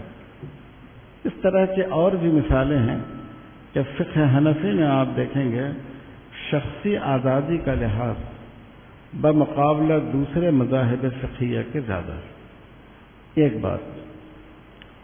دوسری بات یہ ہے کہ مذہبی رواداری، اس کی رعایت بھی حنفیہ کے ہاں بمقابلہ دوسرے مذاہب فقہیہ کے زیادہ ہے۔ آج دنیا میں 50% سے زیادہ مسلمان غیر مسلم اکثریت ملکوں میں مقیم ہیں، تو جہاں مختلف مذاہب کے ماننے والے لوگ ہوں، اگر وہاں مذہبی رواداری کا خیال نہ رکھا جائے تو امن و امان قائم نہیں رکھا جا سکتا، اور نفرت کی فضا تمام لوگوں کو اپنے آگ میں جھلسا دے گی۔ اس کا سب سے زیادہ لحاظ آپ دیکھیں کہ احناف کے ہاں ہے۔ ایک تو جو اقلیتیں ہیں، غیر مسلم اقلیتیں، ان کے پرسنل لاء کے بارے میں، ان کے مذہب کے بارے میں احناف کی رائے یہ ہے کہ اس میں ہم کوئی دخل نہیں دیں گے۔ الاصل عند ابی حنیفہ رحمہ اللہ ان ما یعتقدہ اہل الذمۃ ویدینونہ یترکون علیہ۔ قاضی دبوسی کی عبارت ہے مشہور تاسس النظر کی، کہ جو اہل ذمہ ہیں ان کے عقیدے کے معاملے میں اور ان کی عملی زندگی کے معاملے میں ہمیں کوئی دخل دینے کا حق حاصل نہیں ہوگا، سوائے اس کے کہ ان کا کوئی ایسا عمل ہو جس عمل کی وجہ سے امن عام متاثر ہوتا ہو۔ یہاں تک کہ آپ جانتے ہیں کہ ہمارے فقہا نے کہا کہ اگر مجوسیوں کے بارے میں کہ اگر کسی غیر مسلم کے مذہب میں محرم سے نکاح کی اجازت ہو، چونکہ مجوسی کے ہاں محارم سے نکاح کی اجازت تھی، تو جب تک وہ اپنے مذہب پر ہیں ہم ان کے معاملے میں دخل نہیں دیں گے۔ ہاں اگر وہ مسلمان ہو جائیں ان میں سے کوئی فریق، یا دونوں فریق آ کر ہم سے گزارش کریں کہ آپ اپنے مذہب کے مطابق ہمارا فیصلہ کر دیجئے، تبھی ہم ان کے معاملے میں دخل دیں گے۔ اسی طرح پرسنل لاء ہے، ابھی میں نے ذکر کیا کہ غیر مسلموں کے پرسنل لاء میں کوئی دخل نہیں دیا جائے گا۔ آپ جانتے ہیں کہ شراب اور خنزیر تک کے بارے میں ہمارے فقہا نے کہا کہ الخمر لہم کالخل لنا، الخنزیر لہم کالشاۃ لنا، اتنی زیادہ ان کے لیے چھوٹ رکھی۔ اسی طرح آپ قصاص اور دیت کے مسئلے کو لیجیے۔ جمہور فقہا کے نزدیک قصاص میں ایک طرح کی کفایت اور مماثلت ضروری ہے۔ اگر کوئی مسلمان کسی غیر مسلم کا قتل کر دے، ذمی کا قتل کر دے، تو اس سے دیت لی جائے گی، اس پر قصاص جاری نہیں ہوگا۔ لیکن امام ابو حنیفہ رحمۃ اللہ علیہ کے نزدیک سیدنا حضرت علی رضی اللہ تعالیٰ عنہ کی روایت دماؤہم کا دمائنا و اموالہم کا اموالنا، اور حضرت علی رضی اللہ تعالیٰ عنہ کے فیصلے کی بنیاد پر اگر مسلمان قاتل ہو تو وہ ذمہ کے بدلے قتل کیا جائے گا، قصاص اس پر جاری ہوگا۔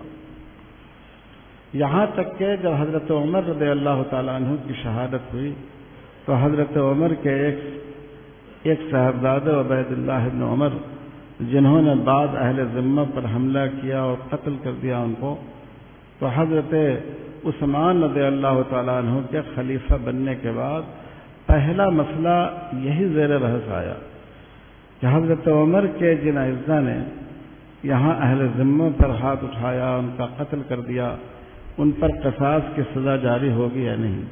بعض صحابہ کہتے تھے کہ جاری ہوگی، بعض کہتے تھے کہ جاری نہیں ہوگی۔ حضرت عثمان غنی رضی اللہ تعالیٰ عنہ نے بڑی حکمت اور ایک لطیف نکتے کے ذریعے اس کو ٹالا۔ انہوں نے کہا کہ جس وقت یہ واقعہ پیش آیا میری خلافت قائم نہیں ہوئی تھی اور حضرت عمر کی خلافت ختم ہو چکی تھی، تو اب ہم اس کو نافذ کرنے کا مکلف نہیں ہیں، یہ کہہ کر انہوں نے اس معاملے کو ختم کر دیا۔ تو دیکھیے، آج اگر یہ کہا جائے کہ غیر مسلم قاتل کو مسلمان کے بدلے قتل کیا جائے گا اور مسلمان قاتل کو غیر مسلم کے بدلے قتل نہیں کیا جائے گا، تو آج کی دنیا میں کیا یہ بات لوگوں کے لیے قابل قبول ہوگی؟ اسی طرح دیت کا مسئلہ لے لیں کہ دوسرے فقہا کے ہاں مسلم اور غیر مسلم کی دیت یکساں نہیں ہے، دونوں میں فرق ہے، لیکن امام صاحب رحمۃ اللہ علیہ کے ہاں مسلمان ہو یا غیر مسلم ہو دونوں کی دیت برابر ہے۔ جو دیت مسلمانوں کی واجب ہے وہی دیت غیر مسلموں کی بھی واجب ہے۔ مرد و عورت کی دیت میں تو فرق کیا گیا ہے اور اس کی وجہ سمجھ میں آتی ہے۔ مرد جب کسی خاندان کا مارا جاتا ہے تو مرد اصل میں خاندان کی معیشت کی بنیاد ہوتا ہے، اس کے مرنے کی وجہ سے خاندان پر غیر معمولی معاشی اثرات مرتب ہوتے ہیں۔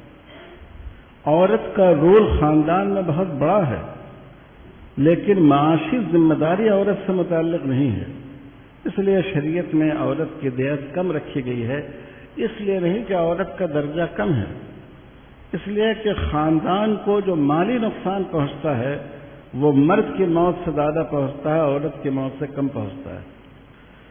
تو یہ تو فرق ہے، ہمارے ہاں بھی یہ فرق ہے، لیکن مسلم اور غیر مسلم میں دیت میں فرق، یہ امام صاحب کے یہاں ایک ہی دیت ہے۔ آج کے دور میں اگر یہ کہا جائے کہ مسلمان مقتول کی دیت زیادہ ہوگی اور غیر مسلم مقتول کی دیت کم ہوگی، تو یہاں سے لے کر واشنگٹن تک شور برپا ہو جائے گا کہ ہر مسلمان عالم طالبانی مزاج کا ہوتا ہے، ان کی نگاہ میں دوسرے انسانوں کے خون کی کوئی قیمت نہیں ہے۔ یہ فقہ حنفی میں آپ کو کئی مسائل میں یہ بات ملے گی کہ رواداری جو دنیا کے نظام کو برقرار رکھنے کے لیے رواداری ضروری ہے۔ آخرت میں تو ظاہر ہے مومن اور کافر کا فرق مٹ نہیں سکتا، لیکن دنیا میں امن و امان کو قائم رکھنے کے لیے بہت سی چیزوں میں یکساں سلوک دونوں کے ساتھ ضروری ہے۔ یہ احناف کے یہاں اس کی رعایت ہے۔ تیسری چیز آپ دیکھیں، حلال و حرام کے احکام میں احتیاط، یہ احناف کے یہاں بہت زیادہ ہے۔ ہمارے ہاں مستقل قاعدہ ہے کہ حقوق اللہ میں احتیاط برتی جائے گی، حقوق العباد میں احتیاط نہیں ہے۔ حقوق العباد میں تو جو حقوق ہیں وہ ان کو ادا کرنے ہیں۔ آپ نے کسی سے قرض لیا اور کہا کہ بھائی مجھے یاد نہیں ہے کہ آپ کا قرض شاید 1 لاکھ نہیں تھا، 90,000 تھا، اس لیے میں احتیاطاً آپ کو 90,000 دینا چاہتا ہوں۔ تو آپ سوچئے کہ قرض دینے والا کیا اس کو قبول کرے گا؟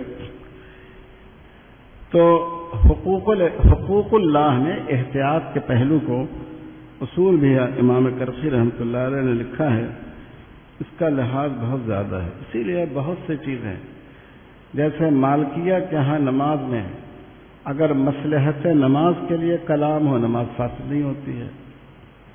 شوافع کے ہاں اگر سہون کلام ہو، نسیانن کلام ہو، نماز فاسد نہیں ہوتی ہے۔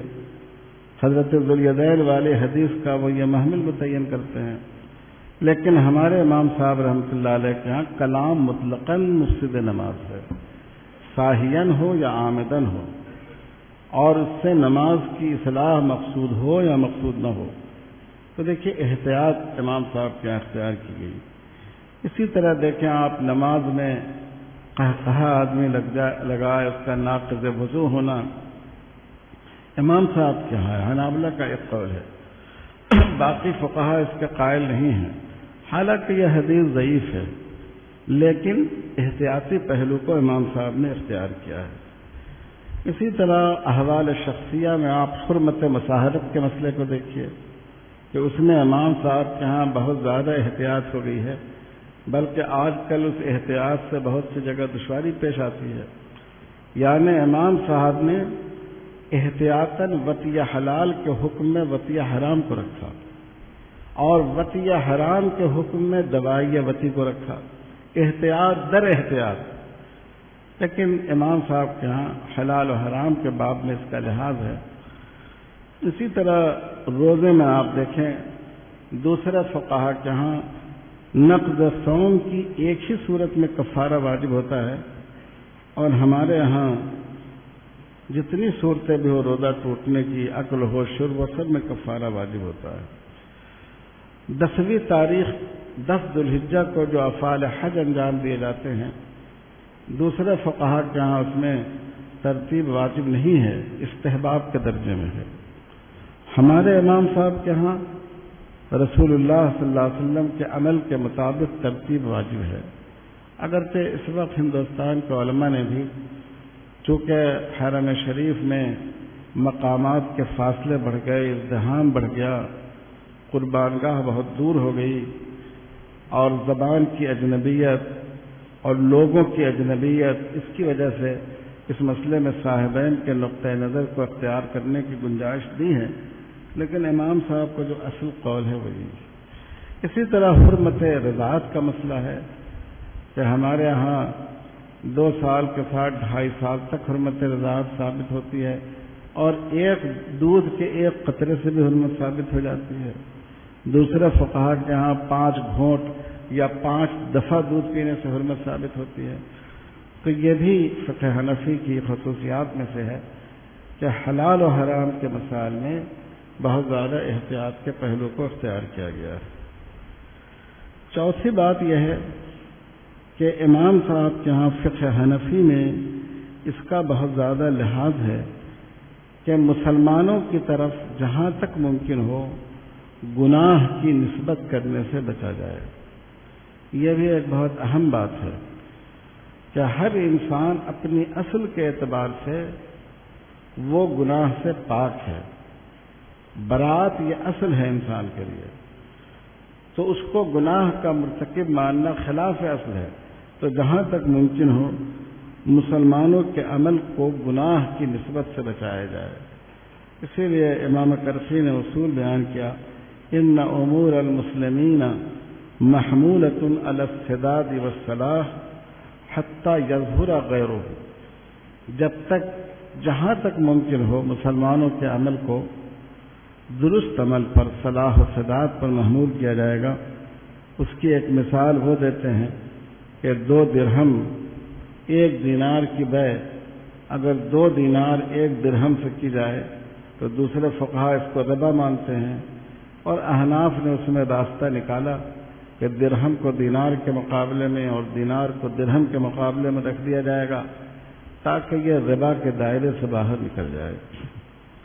اسی طرح ثبوت نسب کا مسئلہ ہے کہ ہمارے یہاں ثبوت نسب کے لیے فراش ہونا کافی ہے۔ جو عورت جس مرد کا فراش ہو اس سے پیدا ہونے والے بچے اس مرد کی طرف منسوب ہوں گے۔ تمکن وطی ضروری نہیں ہے، چاہے اس کی ملاقات ثابت نہ ہو، پھر بھی اگر اس کو حمل ٹھہرا تو یہ اسی مرد کی طرف منسوب ہوگا۔ دوسرے فقہا کے ہاں تمکن وطی بھی ضروری ہے، ثبوت فراش بھی ہو اور وطی پر قدرت یا وطی کا وقوع بھی ثابت ہوا ہو، تب ان کے ہاں نسب ثابت ہوتا ہے۔ ہمارے یہاں اس کے بغیر بھی ثابت ہوتا ہے، اگر وہ انکار کر جائے تو لعان ہوگا، لعان کی صورت میں اس کی نفی ہوگی، ایک الگ بات ہے۔ اسی طرح امام صاحب رحمۃ اللہ علیہ کے ہاں تکفیر کے معاملے میں بہت احتیاط ہے۔ مشہور واقعہ ہے، امام علامہ ابن نجیم نے بھی اشباہ کے غالباً الفائدۃ الثانیہ یا ثالثہ نے ذکر کیا ہے کہ سئل الامام رحمہ اللہ تعالی عمن قال لا ارجو الجنہ ولا اخاف النار ولا اخاف اللہ تعالی وآکل المیتۃ وأصلي بلا قراءة وبلا ركوع والسجود وأشهد بما لم أره وأبغض الحق وأحب الفتنة، کہ میں جنت کی امید نہیں رکھتا، دوزخ کا ڈر نہیں رکھتا، اللہ کا خوف نہیں رکھتا، مردار کھاتا ہوں، بغیر قرات رکوع سجدے کی نماز پڑھ لیتا ہوں، جو چیز نہیں دیکھی ہے اس کی بھی گواہی دے لیتا ہوں، حق سے بغض رکھتا ہوں اور فتنے کو پسند کرتا ہوں۔ تو جب یہ سوال پوچھا گیا تو امام صاحب نے اپنے شاگردوں سے پوچھا کہ کیا رائے ہے آپ حضرات کی ان کے بارے میں؟ تو شاگردوں نے کہا ہوگا کہ حضرت یہ تو کافر ہی نہیں اکفر ہے، ایسی باتیں کہتا ہے۔ پھر امام صاحب رحمۃ اللہ علیہ نے اس کی تعویل فرمائی، ھذا الرجل یرجو اللہ الجنہ، جنت کی امید اس کو نہیں ہے، اپنے اعمال کی وجہ سے اللہ کی رحمت کی امید ہے کہ اللہ تعالیٰ کی رحمت سے اس کو نجات مل جائے گی، اور اللہ سے نہیں ڈرتا۔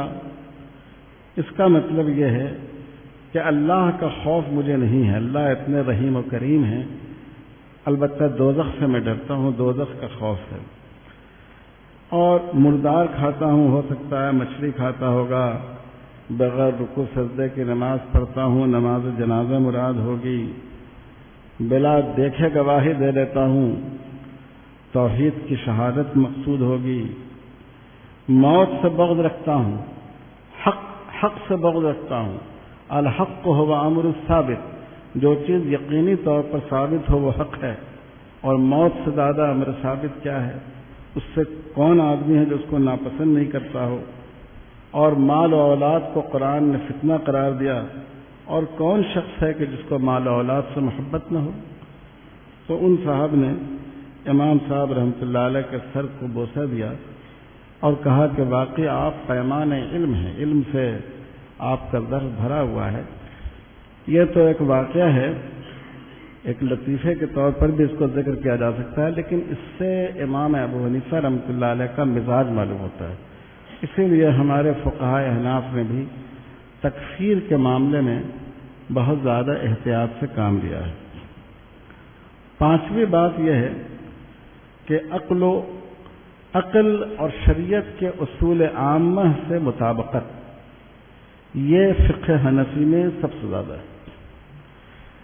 جیسے آپ نواقض وضو میں دیکھیں، ہمارے ہاں مس مرد سے وضو نہیں ٹوٹتا، امام صاحب نے اس کی تعویل کی۔ ہمارے یہاں مس ذکر سے وضو نہیں ٹوٹتا، ہمارے یہاں مما مست النار سے وضو نہیں ٹوٹتا۔ دیکھیے عقل کا بھی تقاضا یہ ہے کہ شریعت نے، اور شریعت کا اصول بھی یہ ہے کہ خروج نجاست کی وجہ سے وضو واجب قرار دیا جاتا ہے۔ ان تمام شکلوں میں کسی ناپاک چیز سے انسان کے ہاتھ کا اتصال نہیں ہوتا ہے، تو عقل اور جو شریعت کا عام اصول ہے اس کے لحاظ سے وضو واجب نہیں ہونا چاہیے۔ اس لیے امام صاحب نے روایت کا انکار نہیں فرمایا، روایت کی تعویل فرمائی۔ اسی طرح نماز کسوف میں آپ جانتے ہیں کہ 1 رکوع سے لے کر 6 رکوع تک کی روایتیں ہیں۔ مشہور روایت 1 رکوع اور 2 رکوع والی ہے۔ جمہور نے 2 رکوع والی روایت کو ترجیح دیا، ہمارے امام صاحب نے 1 رکوع والی، کیونکہ یہ 1 رکوع والی جو روایت ہے یہ مطابق اصل ہے۔ اصلا نماز میں 1 رکعت میں 2 سجدے اور 1 رکوع رکھے گئے ہیں۔ اسی طرح بیع مسرات کا مشہور مسئلہ ہے کہ اس میں امام صاحب رحمۃ اللہ علیہ نے فرمایا کہ شریعت میں جو جزا کا اصول ہے وہ یہ ہے کہ جس طرح کا نقصان ہو اسی طریقے کا اس کو عوض ادا کیا جائے۔ اب یہ بات سمجھ میں نہیں آتی ہے کہ دودھ تو آپ نے 10 لیٹر لے لیا اور بدلے میں صرف آپ نے 1 سا کھجور پیش کر دیا۔ اسی لیے حضرت علامہ نور شاہ کشمیری رحمۃ اللہ علیہ نے یہ مسرات والے مسئلے کو دیانت پر محمول کیا ہے. دیانتاً یہ واجب ہے، قضاً یہ واجب نہیں ہے، اخلاقی طور پر یہ واجب ہے، قانونی طور پر یہ واجب نہیں ہے. تو یہاں بھی اصول کو امام صاحب نے اہمیت دی ہے. اسی لیے قاضی ابو زید دبوسی نے لکھا ہے ان خبر الواحد متى ورد مخالفا لنفس الاصول لم يقبل اصحابنا. اصول کے خلاف ہو تو اس کو قبول نہیں کیا جائے گا. اسی ایک دو اور اس کو بیان کر کے انشاءاللہ میں اس کو ختم کر دوں گا چونکہ وقت بہت ہو گیا ہے. فقہائے احناف کے ہاں بہت سے مسائل میں یسر و سہولت کا پہلو زیادہ ہے. جیسے آپ دیکھیں دوسرے فقہا کے ہاں نجاست غلیظہ اور نجاست خفیفہ میں کوئی فرق نہیں کیا گیا ہے. نجاست کی کتنی قلیل مقدار بھی ہو استنجا واجب ہوگا، اس کا دھونا واجب ہوگا. ہمارے امام صاحب رحمۃ اللہ علیہ نے اب تمام نجاستوں کا ایک ہی حکم ہوگا. ہمارے امام صاحب رحمۃ اللہ علیہ نے اولاً تو نجاست میں غلیظہ اور خفیفہ کی تقسیم قائم فرمائی اور پھر دونوں نجاستوں میں ایک مقدار کو قابل عفو قرار دیا اور اس کی بنیاد بعض دلائل پر رکھی. غلیظہ میں کم مقدار عفو مانی گئی، خفیفہ میں زیادہ مقدار عفو مانی گئی. اس کی وجہ سے آپ دیکھیے کہ طہارت و نجاست کے احکام میں کتنی زیادہ سہولت ہو جاتی ہے. اسی طرح مثلاً امام شافعی رحمۃ اللہ علیہ کے ہاں دو قلہ معیار ہے کثیر و قلیل کا. مالکیہ کے ہاں تغیر اوصاف معیار ہے. ہمارے امام صاحب رحمۃ اللہ علیہ نے کثیر اور قلیل کے درمیان فرق کیا. حضرت شاہ ولی اللہ صاحب رحمۃ اللہ علیہ کو تو اس پر اور رائے مبتلا بہی والی جو رائے ہے کہ یہ کثیر و قلیل ہونا رائے مبتلا بہی پر موقوف ہے، اس پر شاہ صاحب نے نقد کیا ہے. لیکن اگر آپ غور کریں تو امام صاحب کا یہ قول انسانی ضرورت سے بہت زیادہ ہم آہنگ ہے. اگر آپ بنگال میں چلے جائیں، بہار کے بعض علاقوں میں چلے جائیں، آپ ایک چھوٹے موٹے تالاب کے پانی کو بھی ناپاک قرار دے دیں، لوگوں کو مشقت اور دشواری نہیں ہوگی. لیکن اگر راجستھان کے ریگستانی اور صحرائی علاقے میں پہنچ جائیں، وہاں ایک چھوٹے سے گڑھے کے پانی کو بھی آپ ناپاک کہہ دیں تو ہو سکتا ہے کہ وہاں کے لوگوں کے لیے یہ چیز دشوار ہو جائے. تو کثیر و قلیل کے لیے یہ تو دہ دردہ فقہاء متاخرین نے کہا. امام صاحب نے کوئی معیار اس کے لیے متعین معیار مقرر نہیں فرمایا، اس لیے کہ ہر علاقے کی ضرورت اور ہر علاقے کے آبی وسائل اور وہاں کے پانی کے لیول اور سطح کے اعتبار سے کثیر و قلیل کا معیار الگ الگ ہو سکتا ہے. اگر ایک ہی معیار آپ ہر جگہ کے لیے قرار دے دیں تو لوگ دشواری میں اور مشکل میں مبتلا ہو جائیں گے. اسی طرح روزے میں مسئلہ ہے، زکوٰۃ کے مصارف کا مسئلہ ہے، قرآن مجید کے ترجمے کا مسئلہ ہے. فقہ حنفی کے خصوصیات میں ایک خصوصیت یہ قرار دی گئی ہے کہ یہاں امام صاحب نے قانون تجارت میں احناف کے یہاں زیادہ دقت نظر پائی جاتی ہے. مثلا ایک مسئلہ ہے گوشت میں بیع سلم کا. دوسرے فقہا نے گوشت میں بیع سلم کو جائز قرار دیا، کیونکہ بکرے کا گوشت ہے تو سب بکرے کا گوشت ہے، بیل کا گوشت ہے سب بیل کا گوشت ہے. گائے کے گوشت کا تو نام لینے میں بھی ڈر محسوس ہوتا ہے، تو ایک ہی گوشت ہے. تو اس لیے وہ کہتے ہیں کہ اس میں کوئی ایسا ابہام نہیں ہے. اگر مقدار متعین کر دی گئی، مسلم فیہ کی جو بنیادی شرط ہے کہ وہ اس درجہ متعین ہو کہ نزاع پیدا نہ ہو سکے، وہ اس میں اس طرح اس کی تعین ممکن ہے. امام صاحب نے کہا کہ گوشت میں بیع سلم نہیں ہو سکتی، اس کو مسلم فی نہیں بنا جا سکتا، کیونکہ گوشت کی مقدار تو متعین کی جا سکتی ہے لیکن فربہی کے اعتبار، فربہ ہونے اور نہ ہونے کے اعتبار سے، جانور کے دبلے ہونے کے اعتبار سے گوشت کی کیفیت میں، اس کی لذت میں فرق ہو جاتا ہے. تو یہ اختلاف آگے چل کر پیدا ہو، اس کو مقدار سے متعین نہیں کیا جا سکتا. یہ جو گوشت کی کیفیت ہے اس کی جودت کی، اس کو مقدار کے ذریعے متعین نہیں کیا جا سکتا، اس میں ایسا ابہام باقی رہ جاتا ہے جو نزاع کا سبب ہو۔ مسلم فی کے وصول کرنے کے وقت بائع دے مشتری کہ نہیں ہم نے ایسا نہیں اس معیار کا گوشت چاہا تھا اور سمجھا تھا، اس لیے امام صاحب کہتے ہیں بیع سلم درست نہیں ہوگی۔ مثلا ایک مثال انڈے کی ہے۔ انڈے کو فقہا نے عددی غیر متفاوت مانا ہے، عددی چیز ہے لیکن اس کے افراد میں بہت زیادہ تفاوت نہیں پایا جاتا ہے، اس لیے اس کی ادھار بیع درست ہے، کیونکہ اس میں کوئی نزاع پیدا ہونے کا اندیشہ نہیں۔ تو جو دوسرے انڈوں کا حکم ہے وہی حکم فقہا نے کہا کہ کبوتر کے انڈے کا بھی، لیکن امام صاحب رحمۃ اللہ علیہ نے فرمایا کہ کبوتر کے انڈوں کا حکم الگ ہوگا، کیونکہ کبوتر کے انڈے صرف کھانے کے لیے نہیں بلکہ اس پر جو نقش و نگار ہوتا ہے اس کی وجہ سے اس کو ذبائش و آرائش کے لیے بھی اس کا استعمال ہوتا ہے، اس کی خرید و فروخت ہوتی ہے، اور مختلف انڈوں پر جو نقوش ہوتے ہیں وہ الگ الگ ہوتے ہیں خوبصورتی کے اعتبار سے، تو اس لیے اس کی مکمل طور پر تعین ممکن نہیں ہے۔ تو دیکھیے امام صاحب نے کتنی دقت نظر کے ساتھ اس مسئلے پر غور فرمایا ہے۔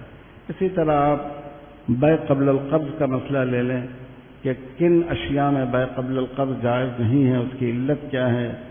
احتکار کا مسئلہ لے لیں کہ کن چیزوں میں احتکار ہوتا ہے۔ اسی طرح ان خصوصیات میں ایک آخری چیز کا ذکر کر کے اپنی بات ختم کر دوں گا۔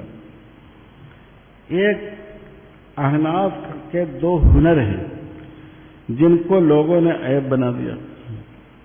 ایک تو فقہ تقدیری۔ فقہ تقدیری کا مطلب یہ ہے کہ مسائل کو فرض کرنا، جو مسئلہ ابھی وجود میں نہیں آیا ہے اس مسئلے کے بارے میں سوچنا، اس کے بارے میں رائے قائم کرنا، اگر یہ ہو گیا تو کیا کریں گے، اگر وہ ہو گیا تو کیا کریں گے۔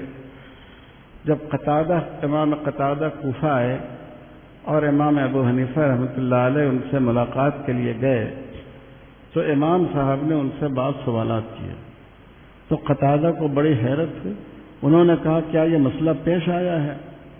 تو امام صاحب نے فرمایا کہ پیش نہیں آیا ہے، لیکن ہم لوگوں کا طریقہ یہ ہے کہ طوفان کے آنے سے پہلے طوفان سے بچنے کا انتظام کرتے ہیں۔ تو جو مسائل ابھی پیش نہیں آئے ہیں ہم پہلے سے اس کی تیاری کرتے ہیں۔ یہ امام صاحب کا مزاج تھا۔ اور اگر آپ دیکھیں لوگ احناف پر اعتراض کرتے ہیں فقہ تقدیری کے سلسلے میں، یہ دور صحابہ سے ہے۔ جب حضور صلی اللہ علیہ وسلم نے دجال کے واقعے کا ذکر کرتے ہوئے فرمایا کہ ایک دن ایک سال کے برابر ہوگا، ایک مہینے کے برابر ہوگا، تو حالانکہ یہ واقعہ ابھی پیش نہیں آیا تھا اور اس کے پیش آنے میں مدت مزید باقی تھی، لیکن صحابہ نے حضور صلی اللہ علیہ وسلم سے پوچھا کہ اگر ایسا ہوا تو ہم نماز کیسے پڑھیں گے؟ تو یہ ایک فقہ تقدیری تھی، جو مسئلہ امکانی مسئلہ تھا اس کو صحابہ نے پوچھا۔ تو احناف کے ہاں آپ دیکھیں گے کہ یہ فقہ تقدیری امام صاحب احناف کے ہاں زیادہ ہیں، اور اس فقہ تقدیری نے بعد میں آنے والے مسائل کو حل کرنے میں مدد پہنچائی ہے۔ میں بعض جزیات کا بھی ذکر کرتا، اس کا وقت نہیں ہے، لیکن جو امکانی مسائل کے بارے میں جو احناف نے بحث کی اس نے بعد کے دور میں فائدہ پہنچایا۔ دوسرا ہنر جس کو لوگوں نے عیب بنا دیا وہ حیل ہے، ہیلا جس کو کہتے ہیں، اس پر بہت طنز کیا جاتا ہے۔ علامہ ابن قیم رحمۃ اللہ علیہ نے اعلام الموقعین میں بھی ایک طویل بحث ہیلہ پر کی ہے۔ حالانکہ ہیلے کی ممانعت کے بعد اخیر میں ابن قیم نے ہیلہ کی جن صورتوں کو جائز قرار دیا ہے، جن صورتوں کو آگے اس میں اس کو پلٹا دو تو کم سے کم عبارت تو آ جائے گی، اگر آپ ان کو دیکھیں تو احناف جس ہیلے کے قائل ہیں وہ اسی دائرے میں وہ چیز آتی ہے۔ لیکن اگر آپ غور کریں یہ اصل میں لوگوں کے لیے حرام سے نکلنے کا ایک مخرج ہے جو احناف نے اختیار کیا ہے۔ اسی لیے خود کوفہ کی یہ صورتحال تھی، جو لوگ امام صاحب کو برا بھلا کہتے تھے، امام صاحب پر تان کرتے تھے، لیکن جب کوئی مسئلہ پیش آ جاتا تھا اس طرح کا، کہتے تھے کہ امام ابو حنیفہ کے پاس جاؤ، وہ تمہارا کوئی حل نکالیں گے۔ یہ ہوتا تھا حیل کے ذریعے۔ حیل کیا ہے، ہیلا کیا ہے، میں اس کی فنی تعریف میں نہیں جاتا ہوں۔ دیکھو، جو شریعت کے احکام ہیں ان میں دو چیزیں ساتھ ساتھ لگی ہوئی ہیں، ایک شکل اور ایک مقصد۔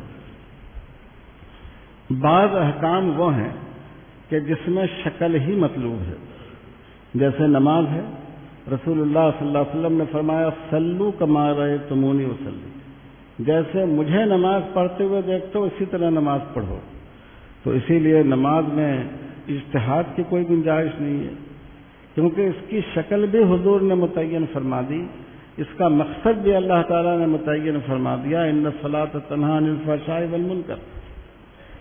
بعض احکام وہ ہیں کہ جن کا مقصد شریعت نے متعین کیا ہے، اس کی شکل متعین نہیں کی ہے۔ جب لوگ اس کی کسی شکل پر اصرار کرنے لگتے ہیں، اس سے دین میں غلو پیدا ہو جاتا ہے۔ جیسے جہاد ہے، جہاد کا مقصد متعین ہے، اعلاء کلمۃ اللہ، لیکن اس کی شکل متعین نہیں ہے۔ اگر آپ یہ کہیں کہ حضور صلی اللہ علیہ وسلم نے تلوار سے جہاد کیا تھا، اس لیے آج ہم دشمنان اسلام کے خلاف تلوار ہی لے کر نکلیں گے، یہ ناسمجھے کی بات ہوگی، کیونکہ اس میں مقصد حضور نے متعین کیا، شکل متعین نہیں فرمائی۔ اسی طرح دین کی دعوت ہے، دعوت کا مقصد متعین کیا گیا، امر بالمعروف کی طرف لوگوں کو لانا، منکر سے ان کو روکنا، اس کا کوئی ایک طریقہ متعین نہیں کیا گیا۔ اگر ایک ہی طریقے اور شکل کو آپ متعین کر دیں، اس سے دین میں غلو پیدا ہو جاتا ہے، بے اعتدالی پیدا ہو جاتی ہے۔ حیلہ میں یہ ہوتا ہے کہ ایک چیز اپنے مقصد کے اعتبار سے درست نہیں ہے، لیکن وہ معاشرے کے لیے ایک ضرورت بن گئی ہے، تو کم سے کم اس عمل کی شکل بدل دی جاتی ہے کہ وہ ظاہری شکل کے اعتبار سے کم وہ عمل درست ہو جائے۔ حضور صلی اللہ علیہ وسلم کی زندگی میں اس کی مثال موجود ہے کہ جب حضور نے، حضرت بلال نے کھجور لا کر پیش کی اور جنیب کھجور تھی، حضور نے بہت پسند فرمائی، پھر پوچھا یہ کھجور کیسے لائے؟ کہا 2 سا معمولی کھجور دے کر 1 سا کھجور حاصل کیا۔ تو حضور نے فرمایا کہ یہ تو سود ہو گیا، ایسا کرو تم کہ اپنی کھجور درہم سے اس کی قیمت طے کرو اور پھر اس درہم سے یہ کھجور خرید کر لو۔ تو جب دونوں کھجوروں کے درمیان درہم کی شکل کا واسطہ آ جائے گا، پھر یہ ربا کے دائرے سے بدل جائے گا، شکل بدل جائے گی۔ آج بھی علماء کو بہت سی جگہ یہ کام کرنا پڑتا ہے، جیسے 2 عقد کو ایک جگہ جمع نہیں کیا جا سکتا، صفقہ بین صفقتین جائز نہیں ہے۔ لیکن آج کل جو اسلامی فائنانس کے ماہرین ہیں وہ بہت سی جگہ اس سے استفادہ کرتے ہیں۔ جیسے آپ نے ایک اسلامک فائنانس کا جو ادارہ ہے، اس نے یہ کیا کہ ایک آٹو ہے مثال کے طور پر، 50,000 روپے میں اس نے خریدا، 10,000 روپے وہ اس پر فائدہ اٹھانا چاہتا ہے، آپ کے ہاتھ اس نے 60,000 کا یہ آٹو آپ کو دے دیا اور یہ کہا کہ تم ماہوار اس کا کرایہ ادا کرتے جاؤ، اور ادارے نے یہ سوچ رکھا ہے کہ 60 مہینوں میں اس نے 1,000 روپے کرایہ ادا کر دیا تو آخری میں یہ آٹو ہم اس کو ہبہ کر دیں گے، یا آخری میں ہم اس کو نامنل قیمت پر 50-100 روپے میں یہ آٹو اس کے ہاتھ بیچ دیں گے۔ آج کل اس کو اجارہ منتہیہ بالتملیک کہتے ہیں۔ اب سوال یہ پیدا ہوا کہ ابھی تو عقد اجارہ کر رہے ہیں، اس کے ساتھ عقد بیع کو یا ہبہ کو نہیں جوڑ سکتے کہ ہم اس کے بعد اس کی بیع کریں گے تم سے معمولی قیمت میں۔ اب علماء نے ایک شکل نکالی، عقد ہوگا اجارے کا، لیکن ایک الگ کاغذ پر وعدہ ہوگا مستقبل میں واقع ہونے والی اس بیع کا۔ تو اب یہ 2 عقد کو جمع کرنا نہیں ہوا، چونکہ وعدہ عقد نہیں ہوتا ہے، وعدہ ایک طرفہ عمل ہوتا ہے، وہ آدمی پر لازم نہیں ہوتا ہے۔ تو حیلے کا مقصد یہ ہوتا ہے کہ ایک چیز ایک مشہور شکل کے اعتبار سے اگر وہ جائز نہیں ہے اور لوگوں کے لیے ایک ضرورت بن گئی ہے تو اس کی شکل تبدیل کر لی جائے تاکہ جس حد تک اس کو جواز کے دائرے میں، شریعت کے دائرے میں لایا جا سکتا ہے وہ لایا جائے۔ تو یہ فقہاء احناف نے اس کے لیے باب الحیل کھولا۔ یہ تو حقیقت میں ایک ہنر ہے، اور آج کے دور میں آپ دیکھیں بہت سے مسائل جو نئے مسائل ہیں، بالخصوص مالیات کے مسائل ہیں، آپ مولانا تقی عثمانی صاحب کے فقہ البیوع کو اس نقطۂ نظر سے دیکھیے، تو اسی کے ذریعے مسئلے کو حل کرنے کی کوشش کی گئی ہے۔ ہمارے بزرگوں کے فتاویٰ، حضرت تھانوی رحمۃ اللہ علیہ کے کئی فتاویٰ میں آپ کو اس طرح کی بات مل جائے گی، مفتی کفایت اللہ صاحب رحمۃ اللہ علیہ کے فتاویٰ میں مل جائے گی۔ یہ اصل میں احناف کا ایک ہنر تھا۔ تو اب چونکہ بات بہت یہ وقت کافی ہو چکا ہے، اس لیے میں اس کو اسی پر موقوف کرتا ہوں۔ کچھ جو احناف کے ہاں جو اصولی امتیازات ہیں وہ ذیلی طور پر آج آئے بھی ہیں کہ احناف نے مدارج شریعت کے مختلف نصوص کے مدارج کی اس کی جو رعایت ہے، کوئی فرض، کوئی واجب، کوئی سنت، کوئی مستحب وغیرہ وغیرہ، استحسان کی بحث ہے احناف کے ہاں۔ یہ سب ایسی چیزیں ہیں جو کہ فقہ حنفی میں اصول کے اعتبار سے خصوصیات ہیں۔ اسی طرح احناف کی بہت سی اولیات ہیں۔ فقہ کے موجد اول تو ہیں ہی امام ابو حنیفہ رحمۃ اللہ علیہ، لیکن قواعد فقہ کی بنیاد بھی احنافی نے رکھی ہے۔ علامہ ابن رجب حنبلی سے پہلے تک سوائے احناف کے قواعد فقہ پر آپ کو کسی اور مذہب کی کتاب نہیں ملے گی۔ اسی طرح ایک اہم فن فروق ہے، اس میں ایک فروق پر ایک مختصر رسالہ الاشباب والنظائر میں بھی شامل ہے۔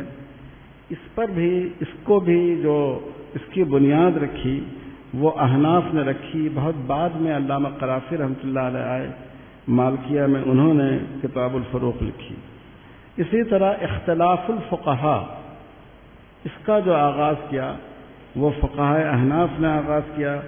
امام ابو یوسف کی کتابوں میں، امام محمد کی کتابوں میں سب سے پہلے آپ کو اختلاف فقہاء کا باب ملے گا۔ اس کے بعد امام شافعی رحمۃ اللہ علیہ نے اسے لیا۔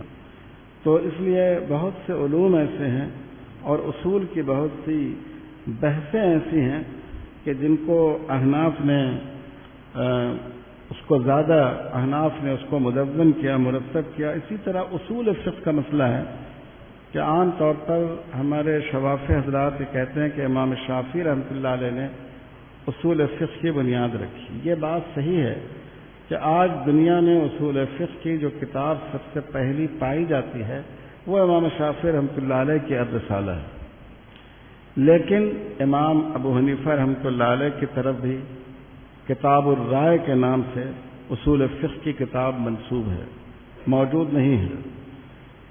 امام ابو یوسف رحمۃ اللہ علیہ کی طرف بھی منسوب ہے اسی نام سے، امام محمد کی طرف بھی منسوب ہے، لیکن میں آپ کو یہ بتانا چاہتا ہوں کہ المعتمد فی اصول الفقہ یہ ابو الحسین معتزلی کی ابھی ماضی قریب میں چھپی ہے، پچھلے 20-25 سال کے اندر چھپی ہے۔